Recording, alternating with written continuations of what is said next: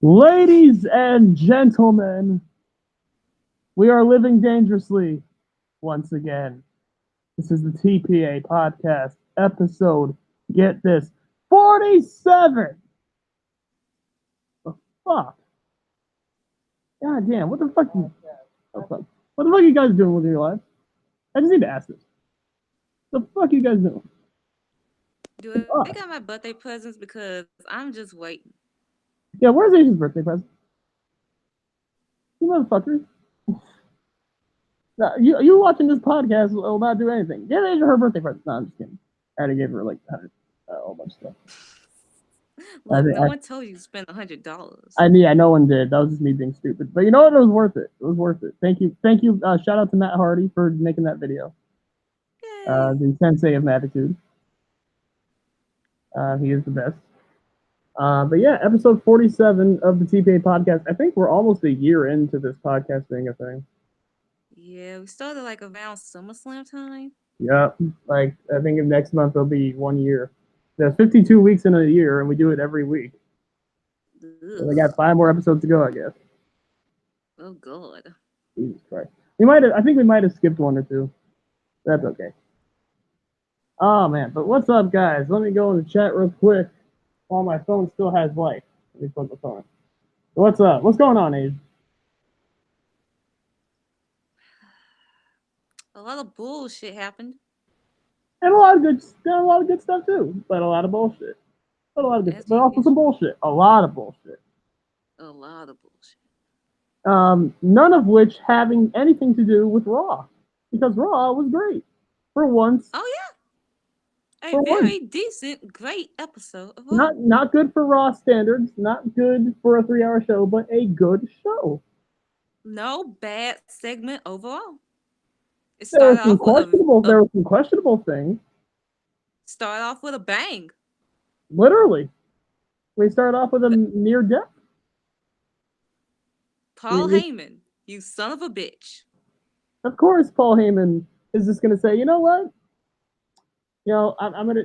It's like a challenge. I'm gonna write for this PG product. I'm not used to doing PG. I'm gonna try to expand my horizons. Try to fuck that. Explosions everywhere. Holy shit.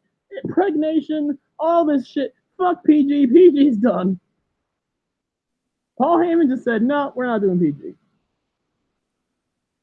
He just said, we ain't doing it.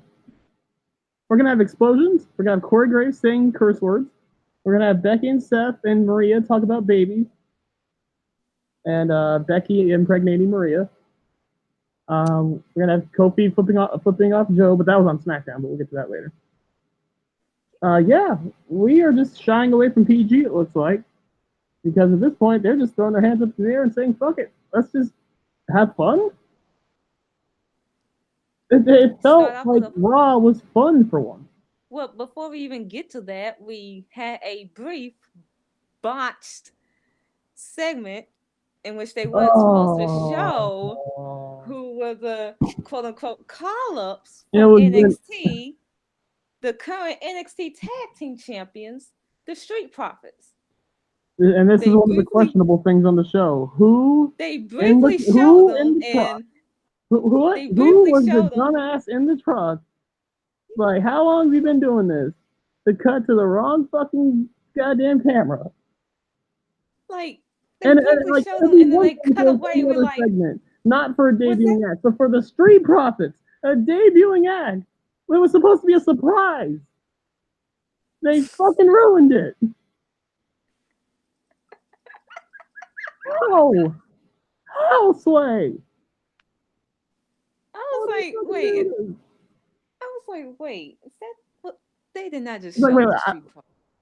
you're like, oh, this guy. Wait, what the? No. Cause I know it's Nantes, and I was like, wait, hold up. Wait, Like hold up, that. no. There's no way. Wait a minute. They just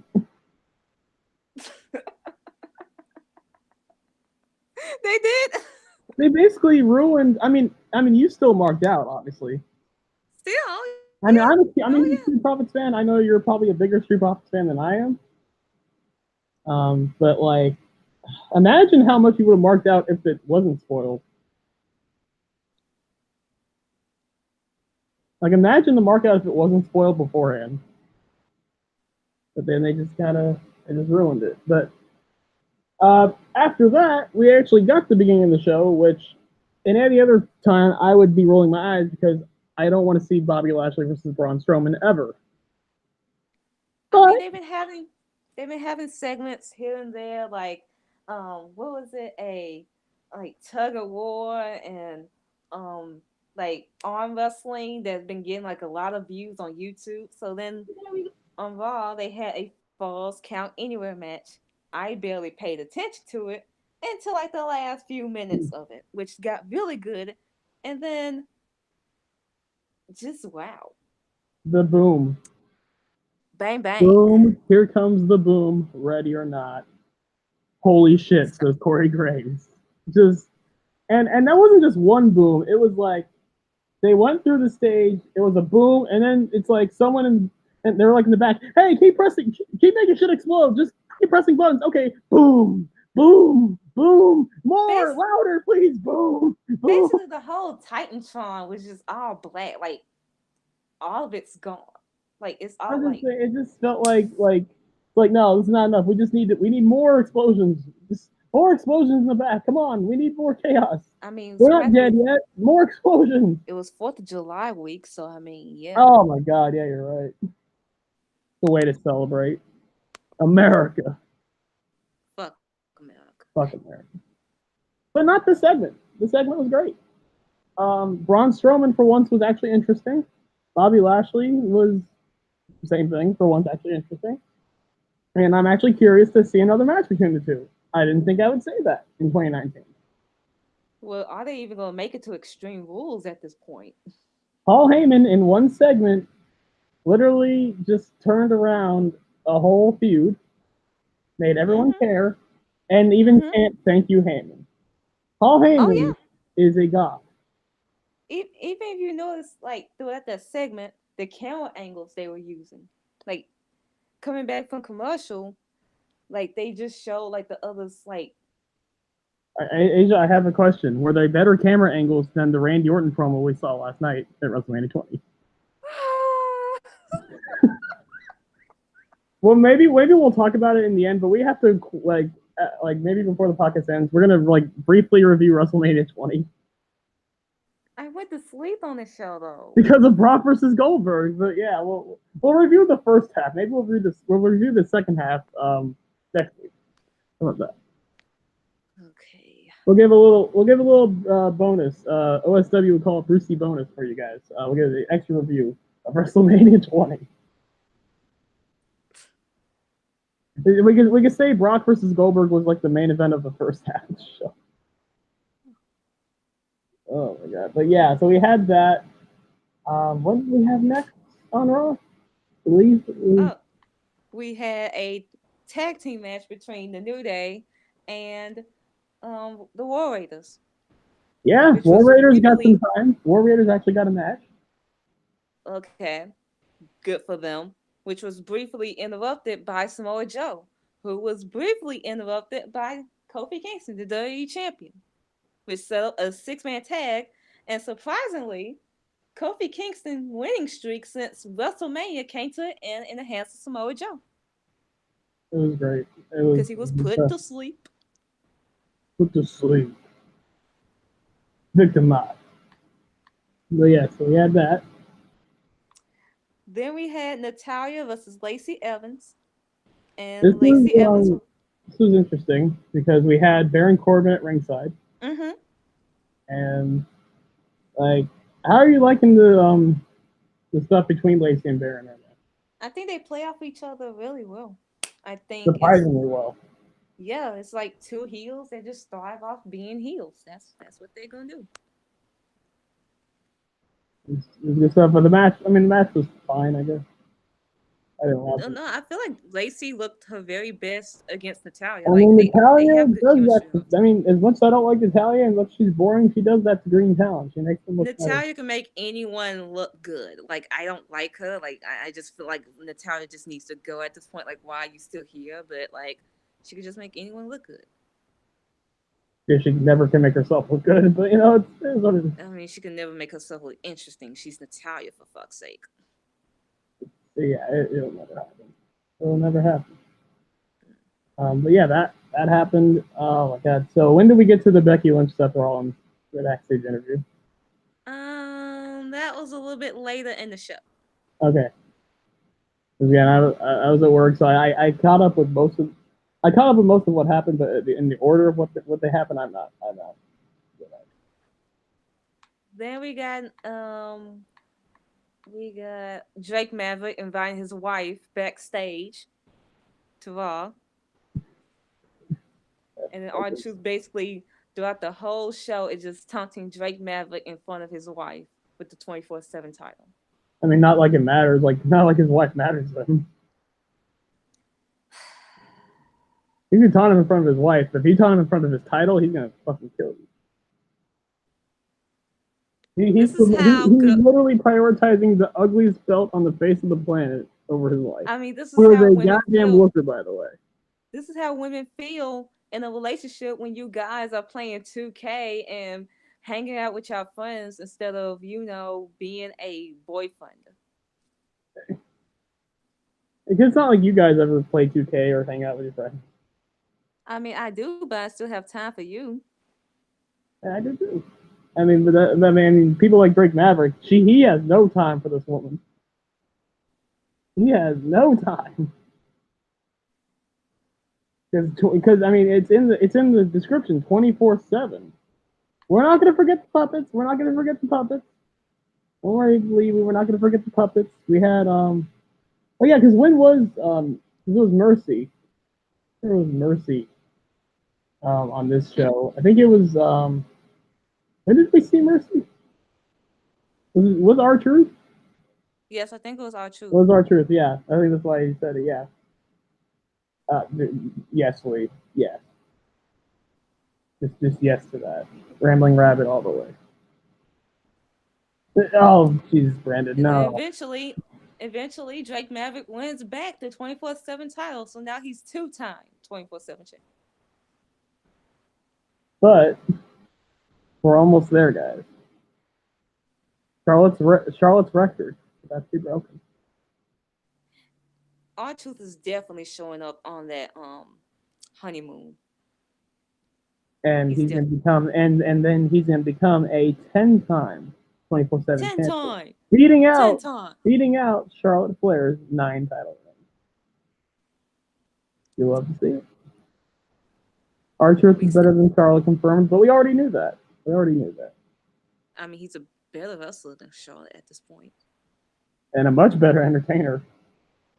Oh, and a bigger draw. Oh, that's proven. Yeah, let's talk about R-Truth being honestly, maybe outside of Becky Lynch, the biggest draw in the company. His YouTube views skyrocket over everything else. This man is over. This man is getting damn near close to mainstream appeal as it gets. He's fucking amazing, and this is a low card fucking thing. And honestly, I'm with Brandon. I want R-Truth. You know what, Brandon? I'm doing an early prediction or early hope. Earlier this year, you predicted the young god himself, R-Truth, to win the 2019 Royal Rumble. I am putting in my fucking chips. I am putting R-Truth for 2020 to win the Royal Rumble. It needs to fucking happen. Give this man the fucking rub. If that actually happens, It. we need to I end this. want. We need to end this podcast right now. If it actually happens. Well, we can't end it now because it ain't gonna happen now. Well, okay. But still, if it actually does happen, because anything that can happen in this fucking company. I just want it. Well, yes, Brandon saw it coming, man. Like he was ahead on the curve, man. I don't know what to say. I was ahead of the curve on Becky. You were ahead of the curve on Bianca. He was ahead of the curve on R-Truth. Let's say. And Jarvarus was on me again. So we'll get to that later. Thank you, Abel. Yes, R-Truth for 2020 Royal Rumble. Can we get that trending? Let's fucking go. Fucking go. I'm ready for it. But yeah. Let's see. Then What else can I behind talk about? You Carmella, want to talk about in order, or just let's talk about whatever happened? So. we had Alexa Bliss hosting Moment of Bliss with Nikki Oh no, Cross. I love this. Wait, no. And then Carmella comes out from Yes, SmackDown. yes. She basically says, Alexa, you're manipulating Nikki. And Alexa was like, you're a sidekick to R-Truth. And then she's like, I'm going to kick you in the face in the ring. Alexa and Carmella get in the ring. And Carmella just beat Alexa in like 5 seconds. Went like that quick. I love Paul Heyman. And then we come I back from love Paul commercial. Heyman. I don't care Nikki what the Cross. context is. I don't care why it happened. Alexa Bliss got beat by Carmella in seconds. I am happy. And then we come back from commercial. Nikki Cross facing Carmella. And it was a little longer match, but Nikki Cross beats Carmella. So the Because story Nikki here is Cross that, in storyline is better than Alexa Bliss. yes. And that's why Alexa is manipulating Nikki Cross. I love it. I love it. I love it. I love it. I love it. I love it. She's working smarter, not harder. But that's more tension between Nikki Cross and Alexa because Nikki Cross can beat Bayley, which I mean, yeah, she did last week. She beat Bayley. Which And makes me Alexa, think we might get a triple threat. yeah, because they played it up afterwards. Like, is Nikki Cross gonna be added or at least replace Alexa since Nikki Cross was the one that beat Bayley, not Alexa? Replace her. And then Alexa was like, no. Yeah, Lee Clark. Yeah, I'm with you, Lee. Why is she still challenging if she's losing to fucking Carmella? So she shouldn't even still be challenging. It's like Alexa, she's manipulating Bayley, but manipulating Nikki Cross, but at the same time, she sees Nikki Cross as a threat. I'm saying, man, like Alexa really has no right to a rematch at this point, but she's still gonna get it because she's Alexa. Whatever. Yeah, replace. Let's just replace her, but it won't happen. It won't happen. I know. We can't have all nice things. And also, Bayley does need her redemption from 2 years ago. Get that kendo stick and whip that ass. That's why, like, I understand everyone's sentiments with them saying they want someone else facing Bayley at Extreme Rules, and I'm like, okay. And I mean, you of all people, I mean, obviously you would know this when it comes to Alexa. Yeah, you like. Well, I don't want Alexa in the title scene, like challenging for the SmackDown Women's title of all titles. Like, if you're going to go with the Bayley Alexa story, you gotta go all the way. Stomping Ground was not a redemption for Bayley. Let's be all the way 100 with that finish they did. That was not a redemption. That was Bayley getting her first win back, like the payback win, but she gotta get the Extreme Rules 2017 one. You gotta go all the way. And actually, it's something I am a little worried of them doing. If they do a triple threat, I'm worried Bayley's going to pin Nikki Cross. Yeah, that's what I could see. That's what I can see because that's another thing. I do not see Alexa taking back like another like pinfall. And even though you can technically say the win was clean, Bayley still Alexa still lost technically because of Nikki Cross. You can still make that excuse. Exactly. That's why I don't count that as redemption. I don't count that as a redemption for Bayley. Replace Bliss for a Moment of Bliss? Then who does Moment of Bliss then, Abel? Moment of I don't know.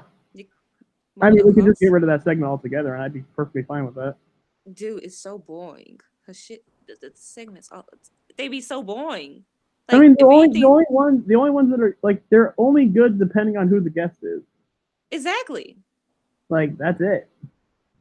The only few, like, okay, I can name like a few good ones we've had. The Ronda Sasha one. The one with Ronda and Sasha. Yeah. The one with the women's tag titles was introduced. Yes. I guess you could say the one in which she announced her return for the Rumble. I guess the promo between Bayley and Alexa. Yeah. Shoot. And that's about it. That's like 4. That's like 4 segments, and this has been going on for months now. Since earlier this year. Like half a year we've had these segments, and we've had 4 good ones. The rest of them are either her hitting on someone or just meaningless banter about coffee. It's not good. Mm. I mean, that's a white girl Jericho, for she is not. you. That's a white girl for you. But anyway, yeah, and yeah, that's Bailey, and that's that whole Bailey James has a question in Alexa chat. Nikki Cross stuff. James has a question in chat. What? What he said? Who gave him gonorrhea? I didn't do that. Was it the potato salad? Ugh. That probably was potato salad. Gross. Ew. Potato salad's disgusting. I'm sorry, anyone. It's just like I don't see how anyone could eat that shit. It Like you eat ruins that shit. potatoes. It ruins potatoes. Like like potatoes are a special thing to me, and you just ruin it with whatever slime you put on that shit. I don't know what the fuck they It's put on it, but disgusting, dude. like no. If you have potato salad nearby, I probably won't hang out with you. Like Just ever. brush your teeth if you're gonna eat Yeah, that brush your shit. teeth, floss, mouthwash, bleach, Dish detergent. dish detergent, Put yourself in the sink. shower like 5 times an hour. Go to the sea. Uh, Stop eating it. Then But we yeah, had the man, Becky Lynch, and her boyfriend, Seth Rollins, backstage in the yeah, interview. cringy promo. And It was basically so. Did you guys know it was cringy? Did you guys know it was so cringy? they were asked about is their personal relationship going to play a factor into what's going to happen at next Sunday's pay-per-view Extreme Rules. And basically Seth Rollins is like, impulsive? I'm impulsive anything? And Becky's just basically beatboxing with her mouth saying, you impulsive? Yeah, sure. And then Both. like I thought this was like my timeline was basically saying it was cringe, awkward, that was trash, all that stuff. I thought it was awkward, cute. They were just I mean, being I didn't dorky. think it was great. I mean, it was what it was. It was fine. It wasn't the best thing. I thought Seth came off as sort of a dork, but he's been doing that lately. I Like, thought but it. damn, everyone was reacting to this like it was Roman Reigns suffering succotash promo. I didn't think it was that bad. Like, I think people seem to like that. I don't remember a promo having this much backlash since like Ronda Rousey's avocado toast promo. I didn't think it was that bad. I thought it was awkward, cute, and it was just them being like dorky towards each other. Oh, it's gross in chat, by the way. What they doing? No, just potato. Like they're defending potato salad. What the fuck is wrong with y'all? I don't know. Can I y'all thought get we, away? I thought we raised you better than this guy. Y'all going to jail. I thought we raised you guys better than this. Clearly didn't. I need to go get my belt. Try tuna salad. Who are y'all mothers? So I can go beat their Tuna asses. salad, chicken Caesar salad, any other kind of salad. Are Okay. y'all white people? I mean, they are. Well, I mean, I don't know. I don't know about Madeline. Speaking of which, what's up, Madeline? I think a new viewer here. Randy Wright, what's up? Oh my God, everyone's saying potato salad's good. Ew. I look, Lee. I love potatoes. Lee, I fucking love potatoes. Mashed potatoes, baked potatoes, fried potatoes, French fry. I fucking love potatoes. Potato salad just does no. That's one thing me and Cliff can agree on. We don't like potato salad. And we disagree on a lot of things with food. I actually like chocolate milk. Ew. I know. See, like we disagree on a lot of stuff. And Madeline's black and southern. Okay, so it's not just a white people thing. Mm. Ugh. A lot of people love potato salad. That's fine. Just brush your teeth, please. Brush your teeth, please. Thank It's disgusting. you. Oh gosh. Anyway, Then Becky, I mean, Becky and Seth. Like, here's the thing: not all real life couples are gonna have instant chemistry on camera. Sometimes it just doesn't like. It doesn't correlate. And with Becky and Seth, like, it's not like it's not great chemistry, but I don't even think it's Becky. If anything, I just think it's Seth. I think it's Seth, honestly. Like, I mean, Becky's doing her usual like adorable dorkiness, whereas Seth is just coming off as just an absolute bug. And it's just. I mean, Seth is bland. I mean, Becky, she He's just has bland as charisma. fuck. Seth Rollins, like, Becky has charisma, Seth doesn't. That's why, like, that's part of the reason why I think they're sort of doing this storyline between them because Becky is so over, and Seth, meanwhile, he just doesn't. Yeah, well, He's just. they think Becky's so over that she can get Seth over by proxy, but if anything, that's just going to make Seth look worse in comparison to Becky. I mean, is he getting chance right now? No, other than the burn it down chance, that's it. Damn, that's sad. Yeah, and yeah, Lee, Seth as a top guy is not working. And I honestly, like, he peaked in 2018. He peaked 2018 was his hard. hottest year. I feel like ever since the Ambrose feud, he's never been the same. No, the Ziggler feud. Ziggler. I mean, it was not good, but Seth was at least still hot. Right. At But least then that was this. Seth was still getting monster reactions. Right. But then that was the start of it because he lost the belt to Ziggler when he was still hot and then got it back. And by that time, everyone just wanted him to be the top guy. And by that time, When he beat Brock, I mean, people were more happy that he beat Brock than him winning the title. They were more just happy that Brock lost. right. But that, exactly. With Kofi, they were happy that Kofi fucking did it. With Seth, it's just like, now what? It was a year too late. Let's be real. What has he done since being? He had one really great match with AJ Styles, an amazing match with AJ. That's basically been it. And Lee's saying, I think people would actually take Brock over it. And also, let's be real, the Ospreay stuff and the Moxley stuff have not helped either. I mean, at least, I mean, you could say he's finally causing controversy, but it's not within his title reign. It's not within his title reign, and it's also not making him look too good. Yeah. Let's be real. This stuff was not. It ain't working. I mean, the fact that he had to come on Twitter like the week later and apologize. Which, I mean, look, I appreciate it, Seth, but it just kind of like exposed the fact that he was in the wrong. He was in the wrong. And then the Moxley. Here's the thing. He apologized about the Ospreay stuff. He didn't even apologize about the Moxley stuff. He didn't apologize for the Louis C.K. stuff. Oh, I think he just wants people to forget that. I mean, no. No one's going to forget that. Did he actually defend him saying that he did nothing wrong, or is he just a fan of him? Both. I mean, you can be a fan of someone and also admit that they did something horrible.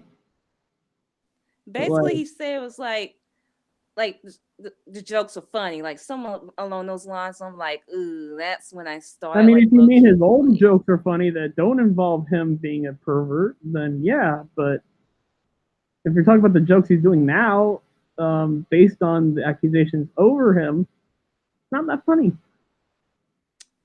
But yeah. People want to forget that, and I'm sure he wants people to forget that. I think he's tone deaf. He just tone deaf to cause the Nazi shit with his former girlfriend, and then the Louis C.K. stuff, and then he just ignoring what Jon Moxley's feelings are and why he left the company, and he just so hard to defend WWE. He does know his feelings because he's traveled with him for fucking years. And I know you say that Roman and John had more of a bond. I do think Seth and John had a big bond. Seth knew the reasons why John wanted to leave. John even said in his interview that he talked to Seth about it, and Seth understood. Yeah, but I think it's more with Seth is that he's so hard to defend the company he loves that he's going to disregard his friends' feelings. He's just that into his mode right now as top guy. Yeah. Exactly. It's making him kind of, dare I say, go against some of his morals. Did he really have morals to begin with, or was he just fake woke? Oh yeah, it's the wrestling business. I forgot. The wrestling business. What the fuck are morals? That's self-violence for you. Yeah, and his people saying his apology felt forced. I think it was a decent apology. It's just, first of all, it came a week later. Which already makes you think something's up. I mean, pretty much everyone dragged him by his hair. Oh, yeah. His hair. I thought you said drag him about his hair. Drag. Oh, I know what you meant. I'm just saying what I thought you said. Hey.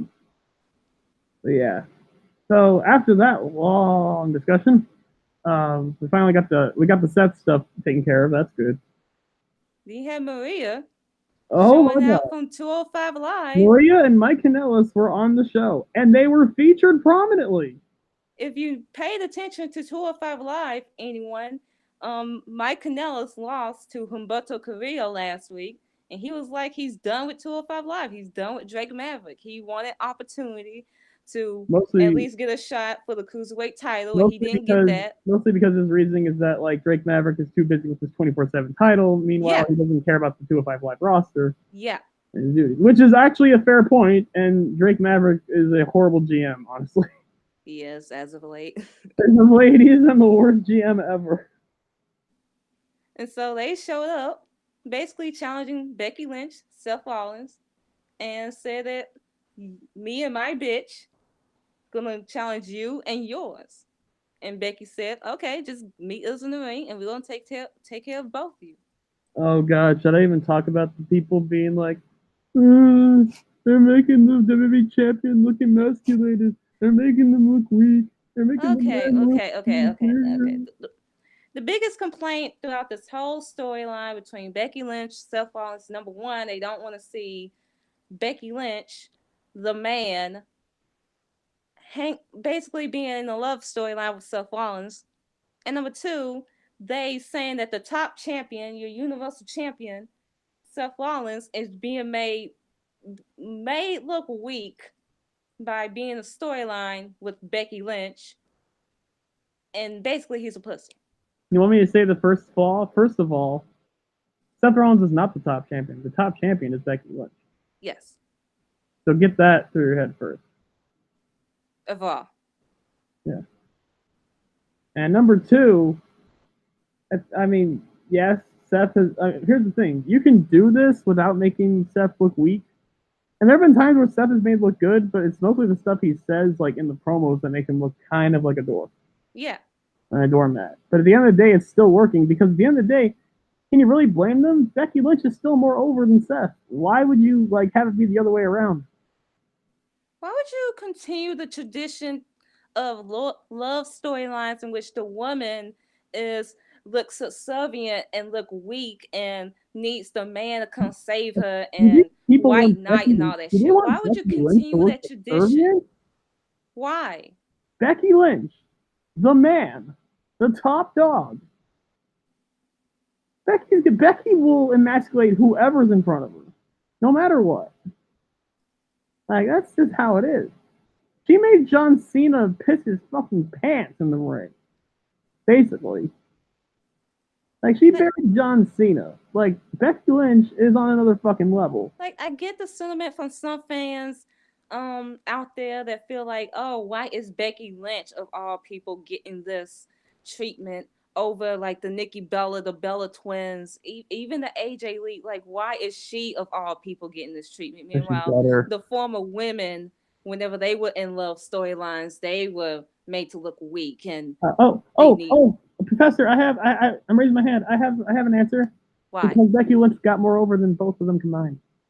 Oh, Becky Lynch well, was actually like the Bellas were over, AJ was over, but they were never the most I over. don't even They were think never the it's most overact in the company over ever, I ever. don't Not even once in their careers were they ever the most overact. I don't even think it's that. I just think it's more of, um, and that it's again like the Divas era compared to now. It's just That too, yeah, that too. it's that like now it's just The like the role, like women the they're not like relying on the old, outdated roles, relationship roles. You know, it's 2019. It's gonna be fucking different, like as it should be. like trying to be progressive, trying to change it, And they're and doing really, and they've been doing really good at being fucking progressive as of late. Like with the Kofi thing, like with this, the whole women's revolution, like they're doing a great job with it. so like I get some people's sentiments out there like this should have happened earlier with someone. Like it could have happened earlier with Nikki or Brie. Do But I mean, I rather them change it now instead you, of just trying to make Becky look like she now, needs Seth to be if good. anyone thought that it was gonna happen, like Seth Rollins is one thing, John Cena is another thing. Hmm. It's John Cena. Like, And if you paid attention to this segment too, it wasn't just Becky that um was this like like the superior one in the relationship. It was Maria too. Oh yeah. Oh dude. Oh, Seth was a bitch to like. If Seth was a bitch to like for Becky, what does that make Mike? Oh my god. Poor Mike was whipped, and later he got buried. That was like, That was some Stephanie McMahon level emasculation, and I loved it. and you hate Stephanie.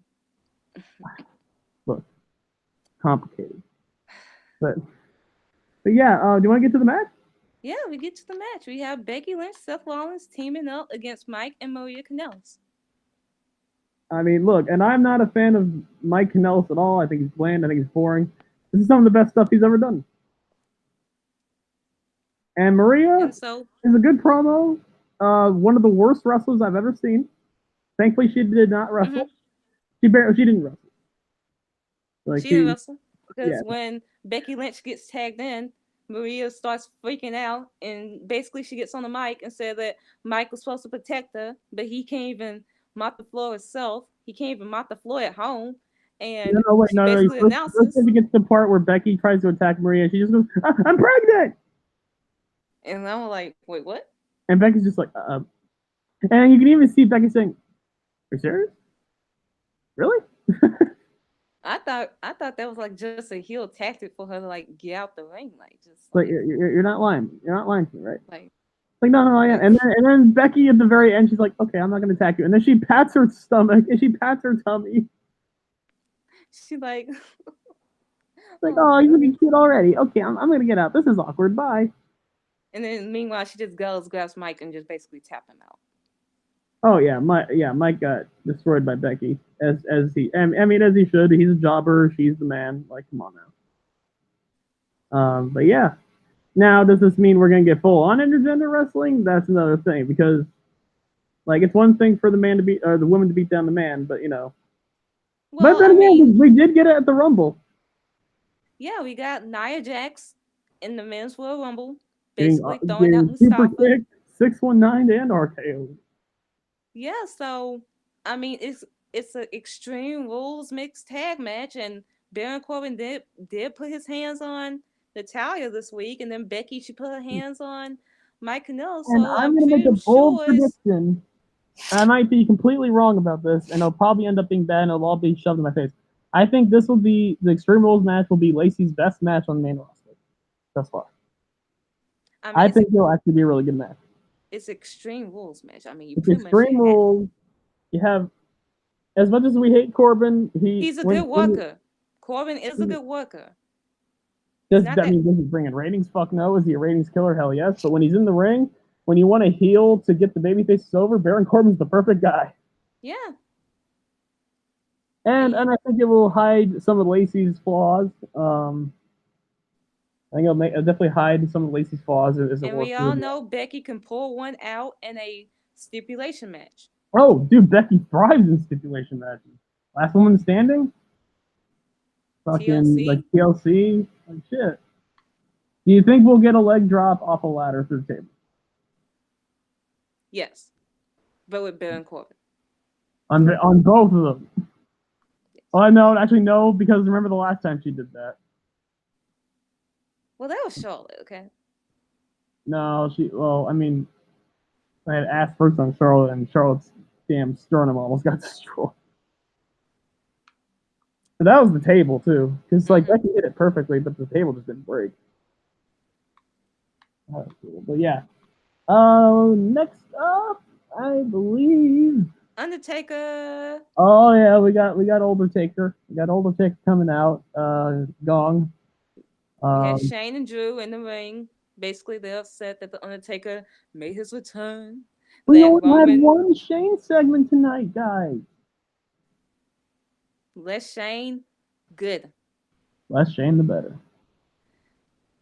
Uh, That Roman he needed the Undertaker, and that why he's back and all that. And Undertaker basically said I'm back that he's back, to reclaim my yard, taking souls and digging taking holes. souls and digging holes. Undertaker, recognize. I Yeah. feel like this was like the best Undertaker promo in years. Oh well, thank you. But yeah, it was good. It was actually good. It was definitely better than the one he cut on SmackDown 1000. That caused Jarvarus to practically. That basically caused Jarvarus to have a mental breakdown. We should have recorded that. Oh god, I wish we did. He's done with life. And Kind then of like we how I was done with life after watching Brock versus Goldberg at WrestleMania 20. But we'll get to that later. then we had AJ Styles in the US title match against Ricochet. Oh no! The First, I got to mention we had a backstage segment with AJ and Ricochet. Yeah, because basically Luke Gallows and Carl Anderson was playing Gossip Girl, basically Yeah, telling rumors, telling some false rumors on Ricochet, saying that Ricochet was basically trashing AJ Styles, and so they told that to AJ Styles. AJ Styles confronted Ricochet, and they basically had a slap contest. Ricochet and Regina George had a slap contest. It was awesome. Um, yes, thank you. Yeah, it was great. So yeah, so AJ's Regina George. Yes, Carl Anderson is Karen. that's it. And Luke Gallows is one who rubbed your ass a lot. I don't remember. I don't It's know. been a while. I sh- I do not know my Regina It's name been so long goes. since I we am watched the so. movie. We gotta watch it again. But yeah. Anyway. Yeah, AJ versus Ricochet. Awesome, really good match. Well, As well, first it expected, ended as in we a all knew. dusty finish because AJ Styles he won, but Ricochet's foot I wasn't swear to God, broke. I got so mad because I was like, you motherfuckers, Pride Month just now ends and you gave AJ fucking Styles the title. You sons of bitches. But they didn't do it. They didn't do it. As soon as Pride Month ended too. Yeah, that's what I said. It's July 1st. Pride Month just ended. Oh god. But thankfully, justice prevailed. And yeah, Really good match, by the way. Since Lee is in here, I don't want really to good act like I'm stuff. shitting on I don't want to shit on AJ the whole time because actually we're gonna praise AJ Styles a lot here because I'm so happy with what happened. Oh Ricochet, have you not learned from last time? Have you not learned from what 3 years ago? Wait. Didn't AJ Styles turn heel on that July 4th on Cena this time? Yes, Like 3 years yes, ago. It was around yes. this time too. It was right around this time. Yeah, it's literally 3 years Ricochet, how later, you not been the paying exact attention? same way. Oh my god! Ricochet, do your. I know you weren't in the company at the time, but goddamn, watch the product. Oh my god! How are you not? Oh, dude, I just realized how happy Lee is because Lee hates Ricochet and he loves AJ Styles. Lee, Oh tell me my how you god! feel right now. Oh my god! Hey, Clark, if you're in chat, tell me how the fuck you feel that AJ Styles just beat the shit out of your least favorite wrestler ever. He Good really hates lord. Ricochet, does he? He hates Ricochet. God damn! I Is know it you're like not how the I biggest. I know don't? you're not the biggest It, Ricochet fan, but yeah, he's really not. I mean, I don't like Ricochet. I don't stand him, but I mean, he's there. He's alright. I mean, I love watching him wrestle, but yeah. Yes, Abel. Heel AJ is great. I'm so glad AJ turned heel. And he made and then they did the two sweet pose. The club is back together, and AJ made the most constipated look on his face. It's on the internet. Just look at the photo. You'll find it. You'll know heel what I'm talking about. heel AJ is funny shit. Dude, AJ Styles in general is hilarious. Completely unintentionally hilarious. He does not realize what kind of a knob he is. Like he is such a knob. But I love it. I But love yeah, it. this heel turn was needed for AJ Styles Badly because needed. two years as a face. I mean, great wrestling and all, but yeah, I mean, no. It wasn't working, and we needed this. And heel AJ is always the best AJ. So yeah, let's So fucking yeah, go. Maybe wanna. we'll get a longer reign of the club this time. It won't have a brand split to have to ruin it. All that good stuff. So yeah, that was Raw. Great shit. Really good shit. And And I can't. SmackDown was pretty decent too. SmackDown was decent too. Didn't compare to Raw because you can't compare to Paul Heyman.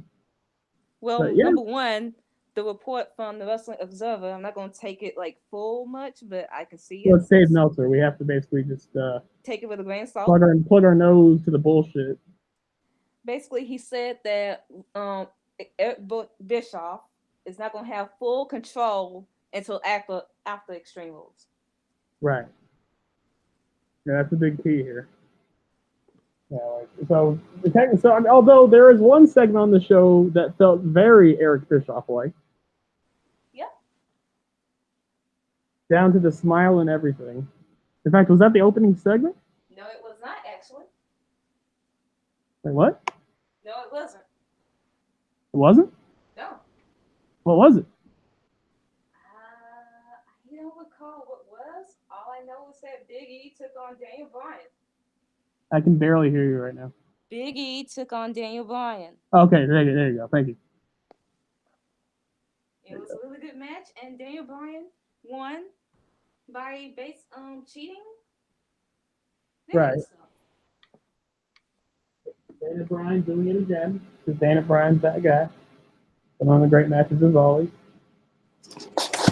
You had Nikki Cross hosting a moment of bliss with Bayley, the SmackDown Women's Champion. Ding dong. Ding dong. Oh, can we talk about what disgusting shit Bayley ate for the 4th of July?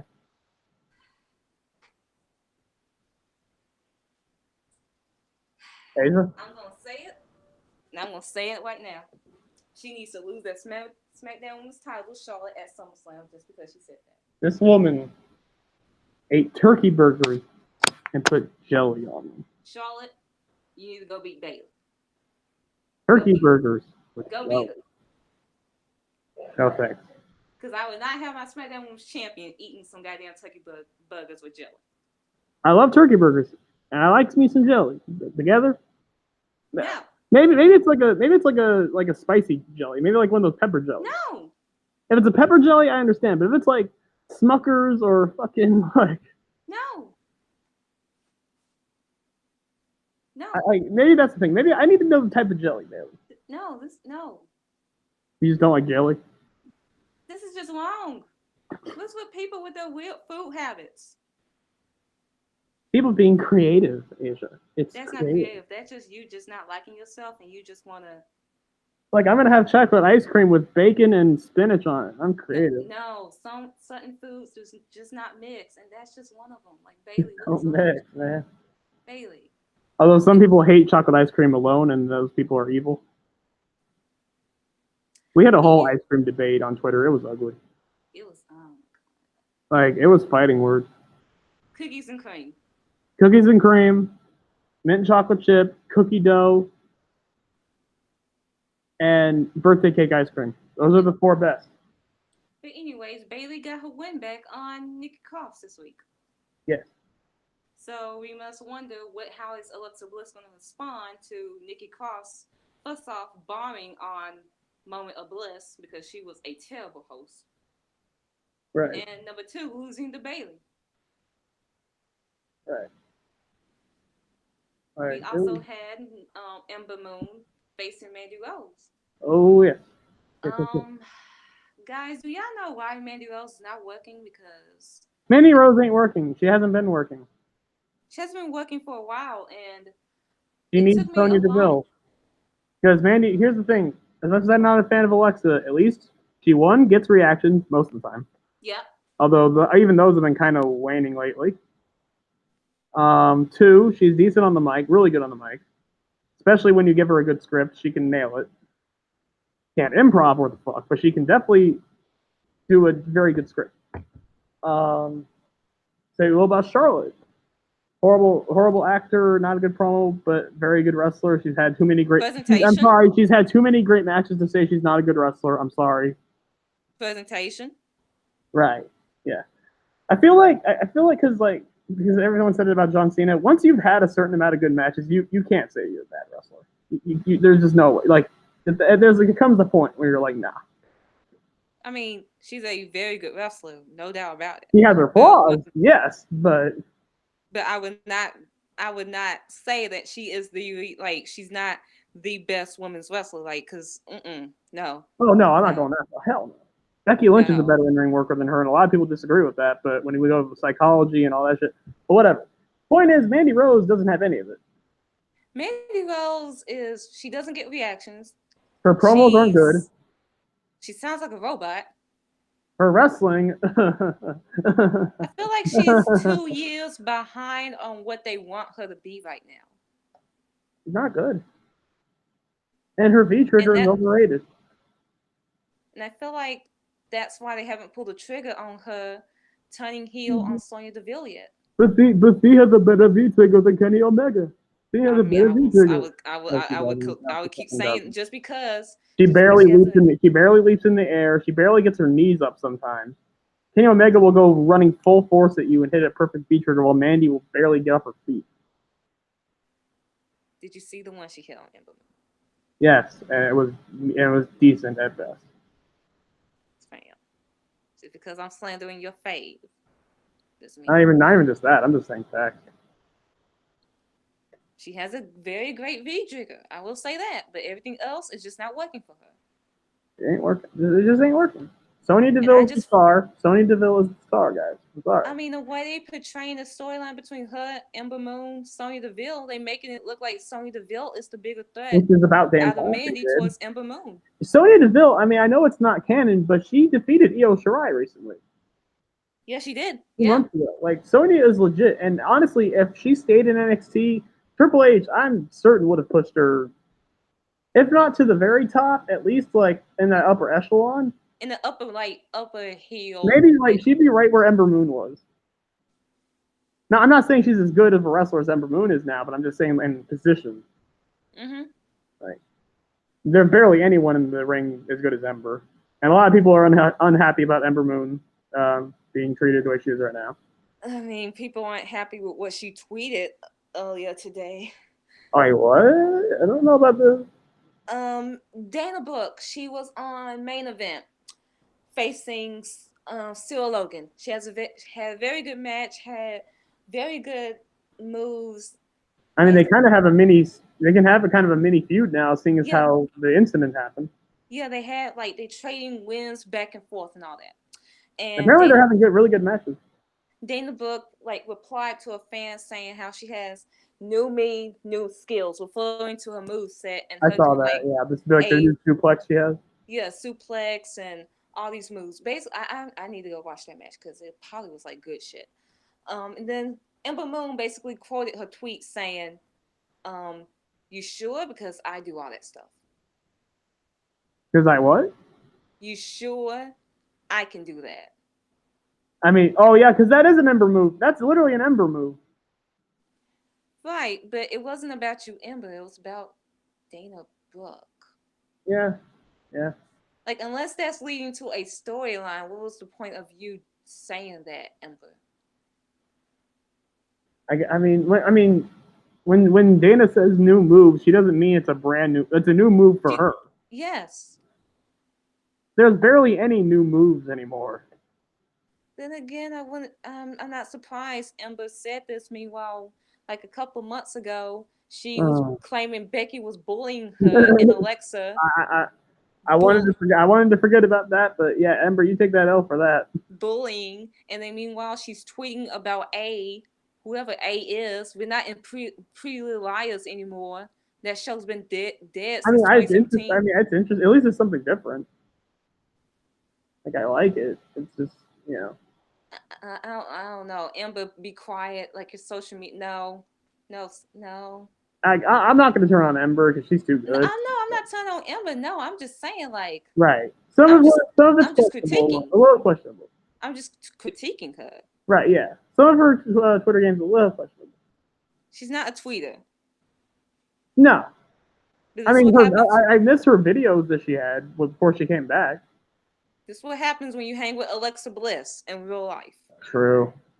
Ugh.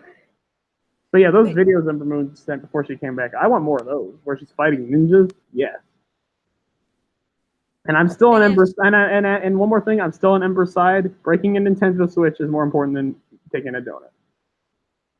eating a donut is everything. It's like $2. The Pay Nintendo your Switch rent. costs a lot of money. Pay your rent instead of fucking buying games and you wondering why you Well, sat in stop the buying fucking donuts. Are dark. you supposed to be in shape? Are you supposed to be in shape? Stop getting donuts. I know she's already in shape, but still, you can always improve. You can always get You better. tell, I mean, I could eat donuts and I'll still be 90 pounds at this point. And I'll still be a skinny fat fuck. But yeah, I'm just saying. I value the Switch over the donuts. I'm sorry. That's some money right there. I value money. We Anyway, also had Shane McMahon and Drew McIntyre starting off with the Kevin Owens show. Oh yeah, this opened the show actually. I'm starting to warm up to Drew a little bit.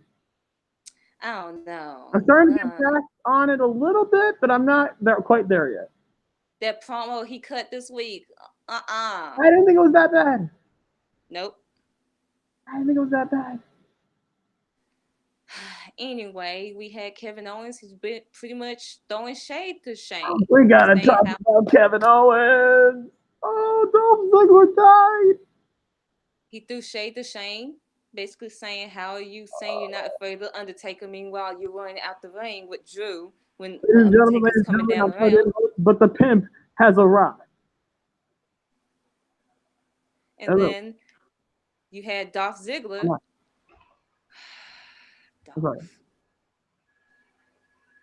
All right. Dolph. What? Oh, I saw Jarvarus come in, so I was gonna let him have the floor, but Asia was talking, so I was letting her finish. Oh, okay. Okay, cool. Yeah. Oh yeah, you can stop. I really didn't have nothing to say. It's just good evening, bitches.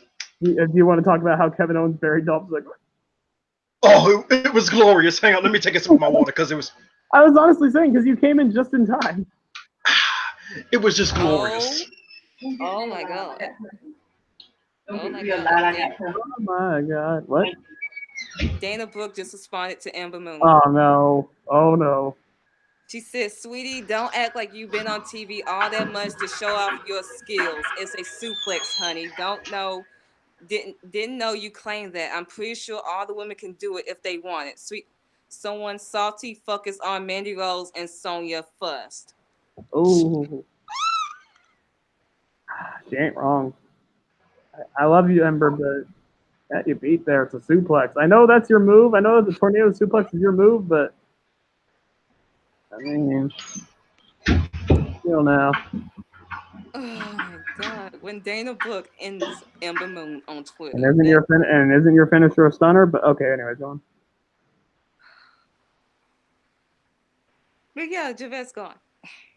Oh yeah, I'm back. Okay, it was just glorious. I'll finally get Babyface KO back because I needed something to replace Babyface Harper because since Vince wants to be a petty old fart and not have him on the show, even though he's completely healed.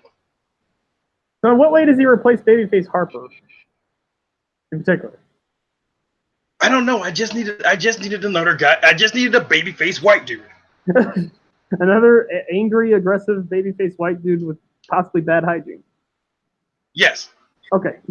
And he's funny. Right. Oh yeah, he's definitely funny. And I'll also let me go over the few things we kind of went over. I don't know if you were in chat for any of it, but real quick, the basic stuff. The Becky Lynch Seth Rollins promo, was it as cringe as everyone said it is, or is everyone just overreacting like a bunch of bitches? Oh no, I enjoyed it. I mean, Seth was a doormat, but I mean that's how it's been presented. So like, it is what it is. We haven't talked about these are the requirements when you start dating the man. You must become a doormat for the man. Yeah, when she is the man, you are the bitch, and that is how it works. Accept your role. What else did we talk about? Oh yeah, Paul Heyman being a goddamn genius. Raw being turned Raw around. And basically, we basically just went. Oh yeah, wait a little bit later. We're gonna review WrestleMania 20, at least the first half of it, because me and Asia watched some of it, and she literally fell asleep during Brock versus Goldberg. I mean, I did when I first watched it. Exactly. Oh, so it wasn't just me. Okay. Yeah, no, it wasn't just you. Don't worry. I think some people in that arena fell asleep. Trust me, it was around the time where the internet was starting to make its boom, and we all found out that both dudes were out. I even told Asia that I think, other than maybe The Rock leaving for Hollywood, that was the first like victim of the internet. The first match that was a victim of the internet. Honestly, we knew. Honestly, when Rock was in that Scorpion King movie, we knew he was out. We knew he was about to bounce. Okay. Yeah. No, when he was in The Mummy Returns, that's when we started. That's when we started having to think the thoughts that he was going to leave. But then when he got into Scorpion King, that's when we knew Rock was out of here. So basically, and when did the first trailer for Scorpion King come out? Was that right before SummerSlam when he faced Rock? It had to have been. Yeah, because that's when the fans really turned on. No. As a matter of fact, I think that was after Scorpion King. Oh, because I was gonna say that's when the fans really turned on The Rock because they knew he was out. Let's get back on track, people, because Dolph Ziggler, he comes out, Oh. and basically Kevin is just automatically he's sick of it, and he buries Dolph. Like, it should have been you. It should have been you. You know what, Dolph? It should have been you, and it was you. It was you for about 8 years, for a little bit. So just get over it. It's like he spoke what we've been saying on Twitter and social media all month. It's like, dude, get over it. He said it all without pausing once. He just said all that shit without even, like, he went on for 30 seconds without even stopping. It was just like, holy shit. And what was Ziggler's response? A fat joke. But Kevin responds, well, at least in a hot dog eating contest, I'd win, which says a lot more than you about wrestling matches. And that, like, as if Dolph wasn't dead by that point. That was just the final nail in the coffin. He was dead after the first one. Owens just decided to come back and give him a double tap. He just decided to turn the coffin over. He went full big boss man on Big Show. Oh, it was hilarious. It was glorious and hilarious. It was beautiful. I love babyface Kevin Owens, and it looks like we're getting him back. Thank goodness, because I needed something. Because I don't get my babyface Harper anymore. Daniel Bryan's still a heel most times. Thank God we got babyface Kofi. Oh, thank goodness. Hopefully they don't have him drop the belt to Shane. I don't think he's dropping to Shane. It looks like we're shying away from the Shane McMahon stuff, honestly. Yeah, it's less Shane over the last. Have you noticed there's been a little bit less Shane on these shows lately? It hasn't been like 40 minutes of him. It's been like. It's only been like 10, one segment. He hasn't been. He wasn't on Raw at all, was he? He was the Undertaker segment. Oh, yeah. Which the Taker segment we even talked about was one of his better promos. He cut, digging souls and taking, or no, whatever, digging holes, taking souls, whatever. It was actually a decent promo, and it didn't consist of just 3 words. That was good. But yeah, like, it Raw, like, just, oh my god. But yeah, that promo was great. Dolph, yeah, he just came back with a fat joke, and then basically just kept saying it should have been me. That's all he has at this point. And then Shane was like, okay, both of you gonna tag against Heavy Machinery, and if y'all win, y'all get added to the tag title match at Extreme Rules. When Shane said that, I immediately thought, bro, I'd rather be KO and Sammy. What's Sammy been? Where has he been? I don't know. He wasn't on Monday, and he wasn't on SmackDown. I just assumed that he wasn't being used for a little bit. I mean, the only things I've seen of him even on Twitter has to do with the Syrian stuff again. Unless he's injured. Oh, I wouldn't think he's injured. I feel like he would have known by now if he was. Interesting. Hope not. Yeah. Then we had a Aleister Black promo. Oh. Someone knocked on his door last week, and basically he's having an open challenge at Extreme Rules.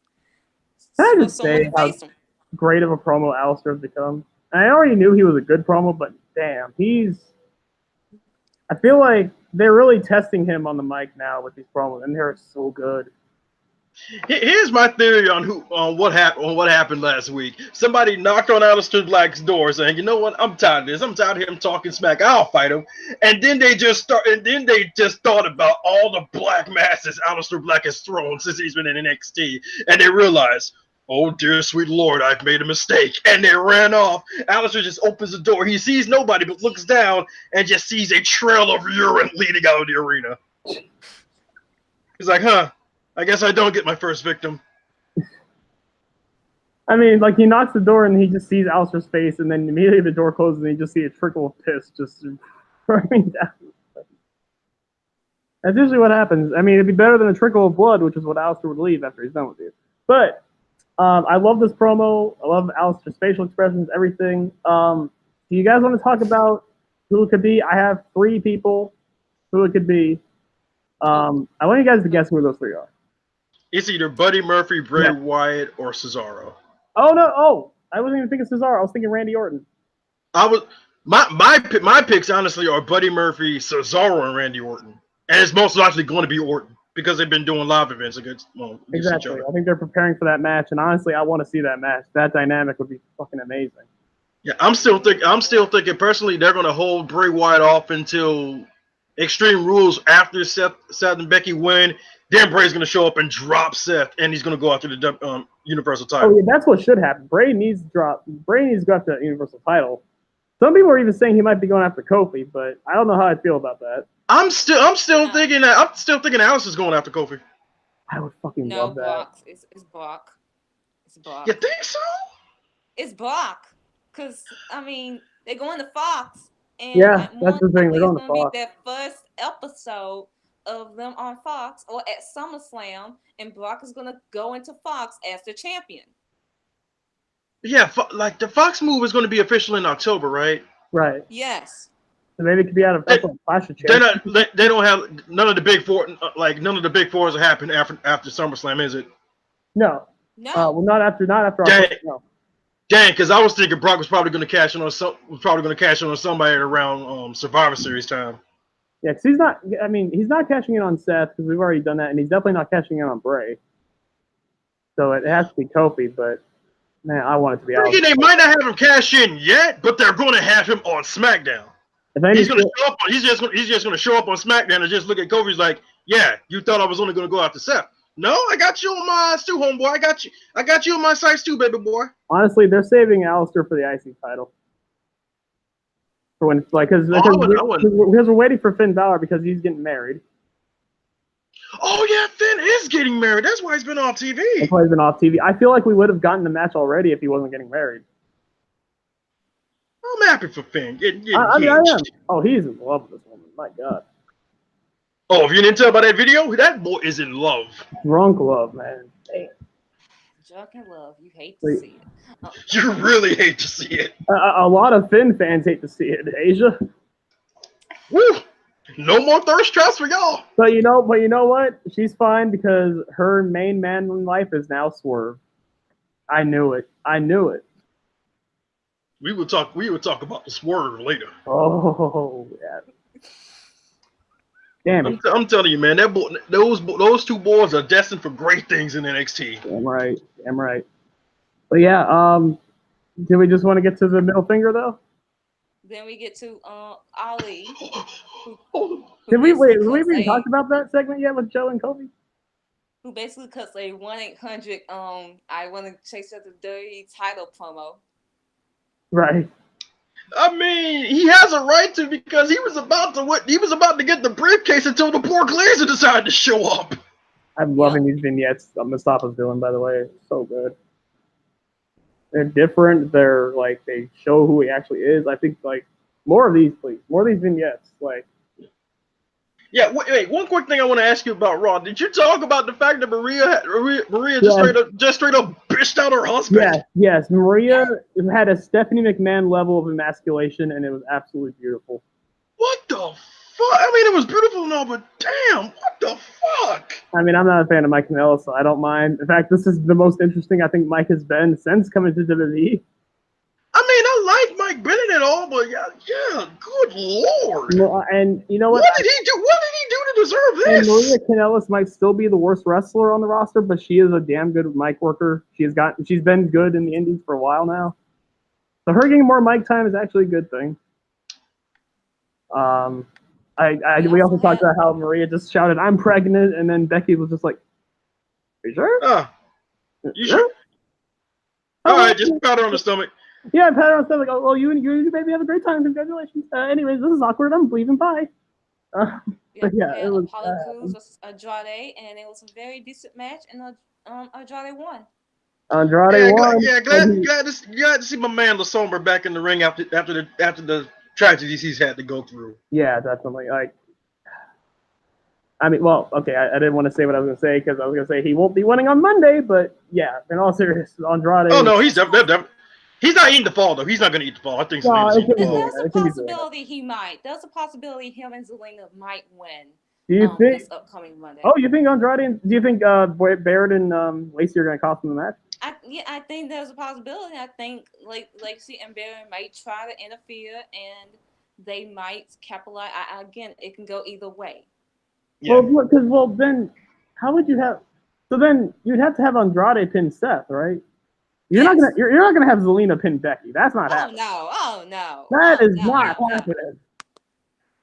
Not even on a fluke roll up because Not more even than on a likely roll- Becky would just kick out and turn that into a disarm. Not even after a knockout blow from Lacey Evans. No, that's not happening.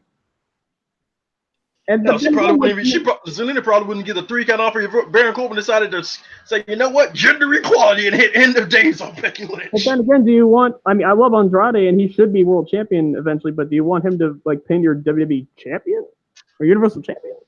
I mean, it would give him a claim for the WWE Championship. Think of Yeah, that's true. That's true. Honestly, I wouldn't mind that being the SummerSlam promo. I would. I mean, I would love it. program. I mean, if they really want to go serious with Andrade, that would be awesome. Like, still is probably the best, at least top 5 best in-ring workers in the company. Like, I would do those matches. Have we seen Seth Andrade wrestle? No. Oh my god, dude, fucking ready for it. Maybe Andrade pins Becky. I don't know. Then we had the segment we all been waiting for: Kofi Kingston and Samoa Joe on the Yes. mic. Now this had Bischoff, even though he wasn't part of the show, this had Bischoff written all over it. And see, I kind of like what one of Asia's mutuals said. No matter what happens, no matter how many times Joe loses, he still finds a way to find himself to a threat to end the world title picture. And I'm just like, yeah, because he's freaking Joe. He's Samoa freaking Joe. There are guys that are so good, like a Bray Wyatt. Like at one point, Adolf Ziggler in 2012, 2013. Here's the thing. Good, you can lose as many times as you want, but like you're still going to be credible just because of how damn good you are. Here's the thing. Samoa Joe is what they wanted to do with Bray Wyatt, but they kept messing it up because Bray had to win eventually, but they never had. Eventually never came. I mean, Joe had to win eventually too, and I guess you can say he did for the U.S. No, Joe has won his feuds. Like he won the big match at Mania. He choked out Ray in less than a minute. Right, but like in the big feuds, he's never come out on top. Like Brock, AJ Styles. Yeah, like with AJ at Summers, like with AJ, he had a legitimate rep to win. AJ tapped, but the ref didn't see it. Right, the ref wasn't looking. Okay. So even then, Joe was looked real strong. He was like, okay, I may have lost, but if you look at the replay, you see that I had this dude tapping out. If it wasn't for Dane O'Brien pulling out of Crown Jewel, we wouldn't have had another AJ versus Joe match in which Styles beat him clean. Yeah, that was basically based on Dane O'Brien not showing up. Is it weird that Is it weird that I consider that match to be non-canon because of the whole Daniel Bryan thing? I wouldn't blame you. It happened. It happened, but so did Dragon Ball GT, and we all consider that non-canon. So did Sonya Deville beating Io Shirai. You know, like. I honestly I consider that canon. Really? I mean, I love it. I mean, I would like to consider it canon, but it was like, Worlds Collide show. Is that really canon? I mean, look at Velveteen Dream. He got the North American title from winning the Worlds Collide tour. Yeah, that is definitely canon. All right, I'll give you that. So we're just going to count Crown Jewel as non-canon because really, when you look at it, they're never consequential. Have we ever had an actual title change on those shows? I didn't Brock win? I'm pretty sure. But the title was vacant. Because remember that was out the Roman vacated because leukemia came back. Wait, oh no, are you talking about the Hell in a Cell match that Brock and Roman had? No. I feel like okay. Let me go pull up that show because I feel like no. Asia's talking about Crown Jewel because remember Roman was supposed to defend against Brock and Braun. But then Roman's leukemia That's the came back, so we thing. had to vacate the title. If WWE played up Crown Jewel, which they did for like majority of their TV time around Evolution time, then I consider it canon because they played it up a lot throughout their whole time frame. Yeah, But was it? I give you that one. But what? I But at the end consider of it the day, canon was since it they really? gave up most of their TV Were time, the which they results? should have played up But Evolution. I want to say, Crown Jewel. were the results really consequential to anything happening? Well, Because the majority of the pay-per-view results are consequential going to the next fucking show when we get rematch after fucking rematch after I mean, fucking you usually rematch. have at least one title change. Come on, are we really gonna go down this route? I mean, I'll Yeah, give you we will literally be up here all night. Yeah, we'll be here all day doing that. But, yeah, so then after that we had Heavy Machinery versus Kevin Owens and Dolph Ziggler, and Heavy Machinery won. And then Kevin Owens, I'm so sorry that Dolph had to replace Sammy for you. I'm so sorry. That's a goddamn thing. Dude, that was for a second. I thought that KO and Ziggler were going to win until Ziggler super kicked him. I was like, oh, thank God. Ziggler, you did something right. But now this is more likely going to lead to a program between the two that extends to SummerSlam. As long as Kevin Owens goes over and beats the shit out of Ziggler, I'm happy. As long as Kevin wins, that's all that matters. Dude, why don't they have Ziggler win at Extreme Rules? I wouldn't even speak that into existence. Bro, it's the old man. Then again, Dolph did beat Seth. Yeah, but that was because of Drew. Drew, yeah, Dolph doesn't have Drew anymore. That's true. Should we talk about Fighter Fest that happened? Oh, we gotta talk about it. It was pretty good. It was a pretty good show. If anyone expected Double or Nothing, you're an idiot. Nah, that was stupid. That was stupid. The pre-show, outside of honestly, the pre-show was just I don't know what the fuck the pre-show was. Private Party. I mean, Private Party. I had not heard of Private Party until Fighter Fest, and man, those boys are so fucking good. That match was great. I wish they won. But God, every other match on that pre-show was ass.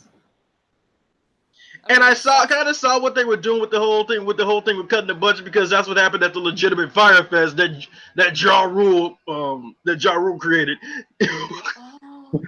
Yeah. So that's you didn't know?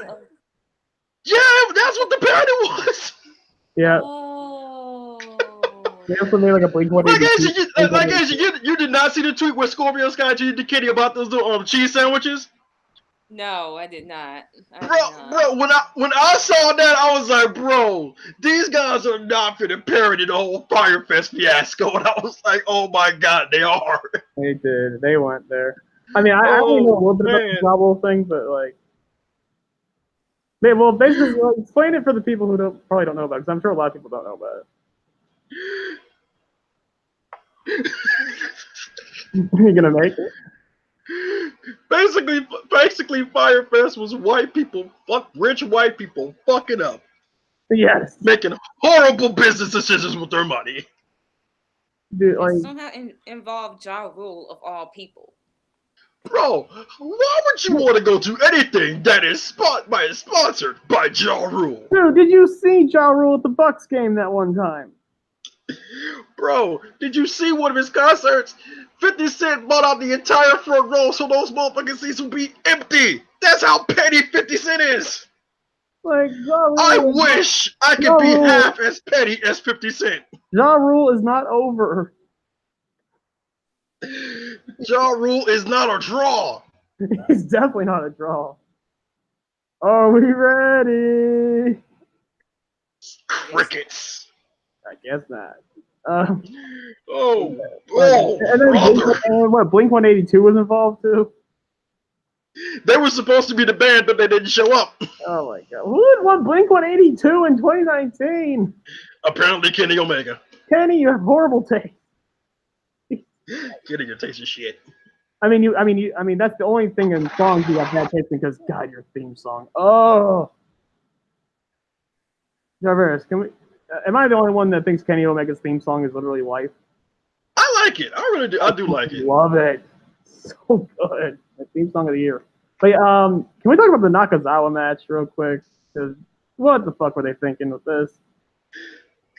Kenny's cool with the guy that does the CEO thing. Jabali, that's his name, Jabali. Bailey, yeah, he's like he won the CEO Gamer Championship, I think, something like that. Yeah, the CEO thing that Kenny and Xavier Woods did. And he's cool. Like him and Kenny are cool, and he's always wanted to be a wrestler. So Kenny was like, "All right, I'll let you be on the show. I'll let you be on the pre-show." And at least it was on the pre-show, not the main show. But honestly, here's the thing: Michael Nakazawa made that match so much better than it had any right to be. Of course he did. He is amazing. He is so good. I mean, Jabali was awful. Obviously, he's not a trained wrestler. It's amazing they went that long. He even took a pretty sick bump too. Stop the Legos. Oh yeah, he did. Wait, no, I thought that was Nakazawa. I thought Jabali took the table bump. That was it. No, I think he took both. Oh my god, yeah, Jabali. Okay, all right. So he clearly wasn't just half-assing it. So that's good. So let's breeze through the main card real quick, and then we get to the real good stuff, which is NXT. Oh yeah. Yep. Yeah, and on NXT, Asia, we gotta have we need to have a conversation with your girl, because your girl needs to chill. Your girl is out here wilding out in these streets. Your girl is wilding out. She did not need to do Diamante like that. Rest in peace, Diamante. She did not need to do Diamante like that. But we'll get to that later. Oh my god. We will get to that later. That's what she does to me every night, Jarvarus. Just remember that. We had Allie facing Leva Bates. Oh, can we not talk about this?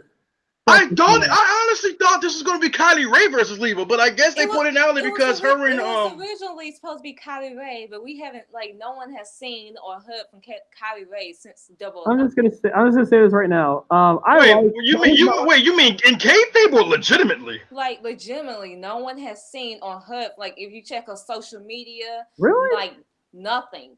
What is going on? Oh, good lord, she may have been kidnapped. Oh my god. Well, hopefully we'll hear from her later, because that's concerning. Dear sweet lord, please tell me this poor girl did not get kidnapped or anything. Oh, please no. But let me just say this about Leva Bates. For anyone who doesn't know, Leva Bates, aka Blue Pants from NXT. I've always had a soft spot for her. I've always found her kind of charming, kind of charismatic. I don't remember her as a wrestler much. I may have watched like 3 or 4 matches, but I mostly know her from her personality. This match. I remember her with her tag team with Mia Yim, the Lucha Sisters. Mia Yim must have carried her ass, because God, Leva Bates. No, they were a good tag team. They both shared the load, and then Mia dropped it with a package power driver and a shine. Jarvarus, can I ask a question? What happened to that talent? What the hell happened to that talent? Because it was not here. I'm just gonna go with an answer completely out of nowhere. It was stolen by Alexa Bliss. Oh yeah, I'll go with that. I don't like Alexa Bliss, but she did one right thing, and that was get rid of Leva Bates, and we see what happened. She shit. Yeah, looks like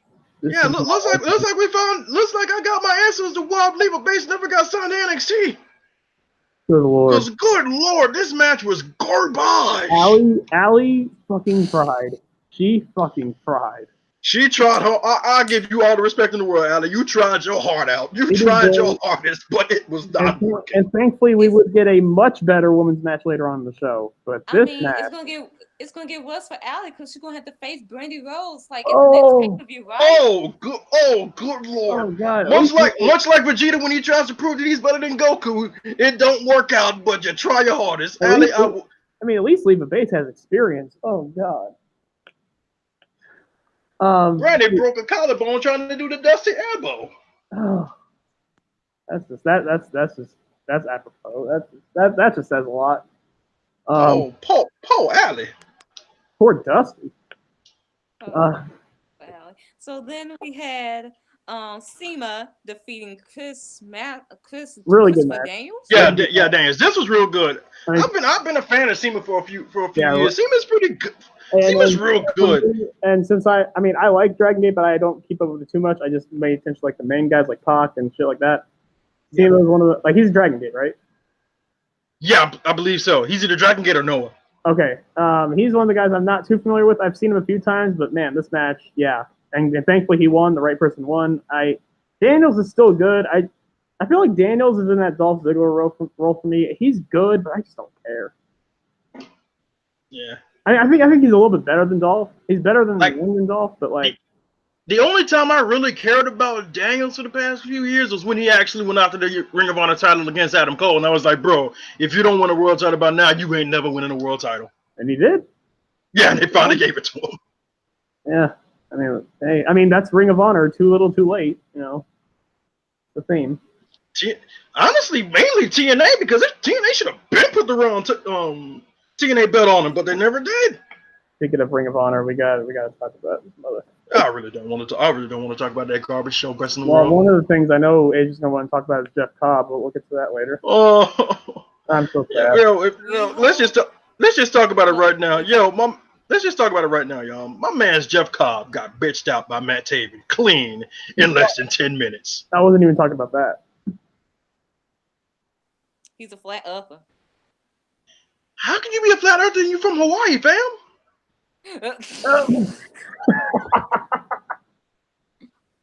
I like how that's your immediate question.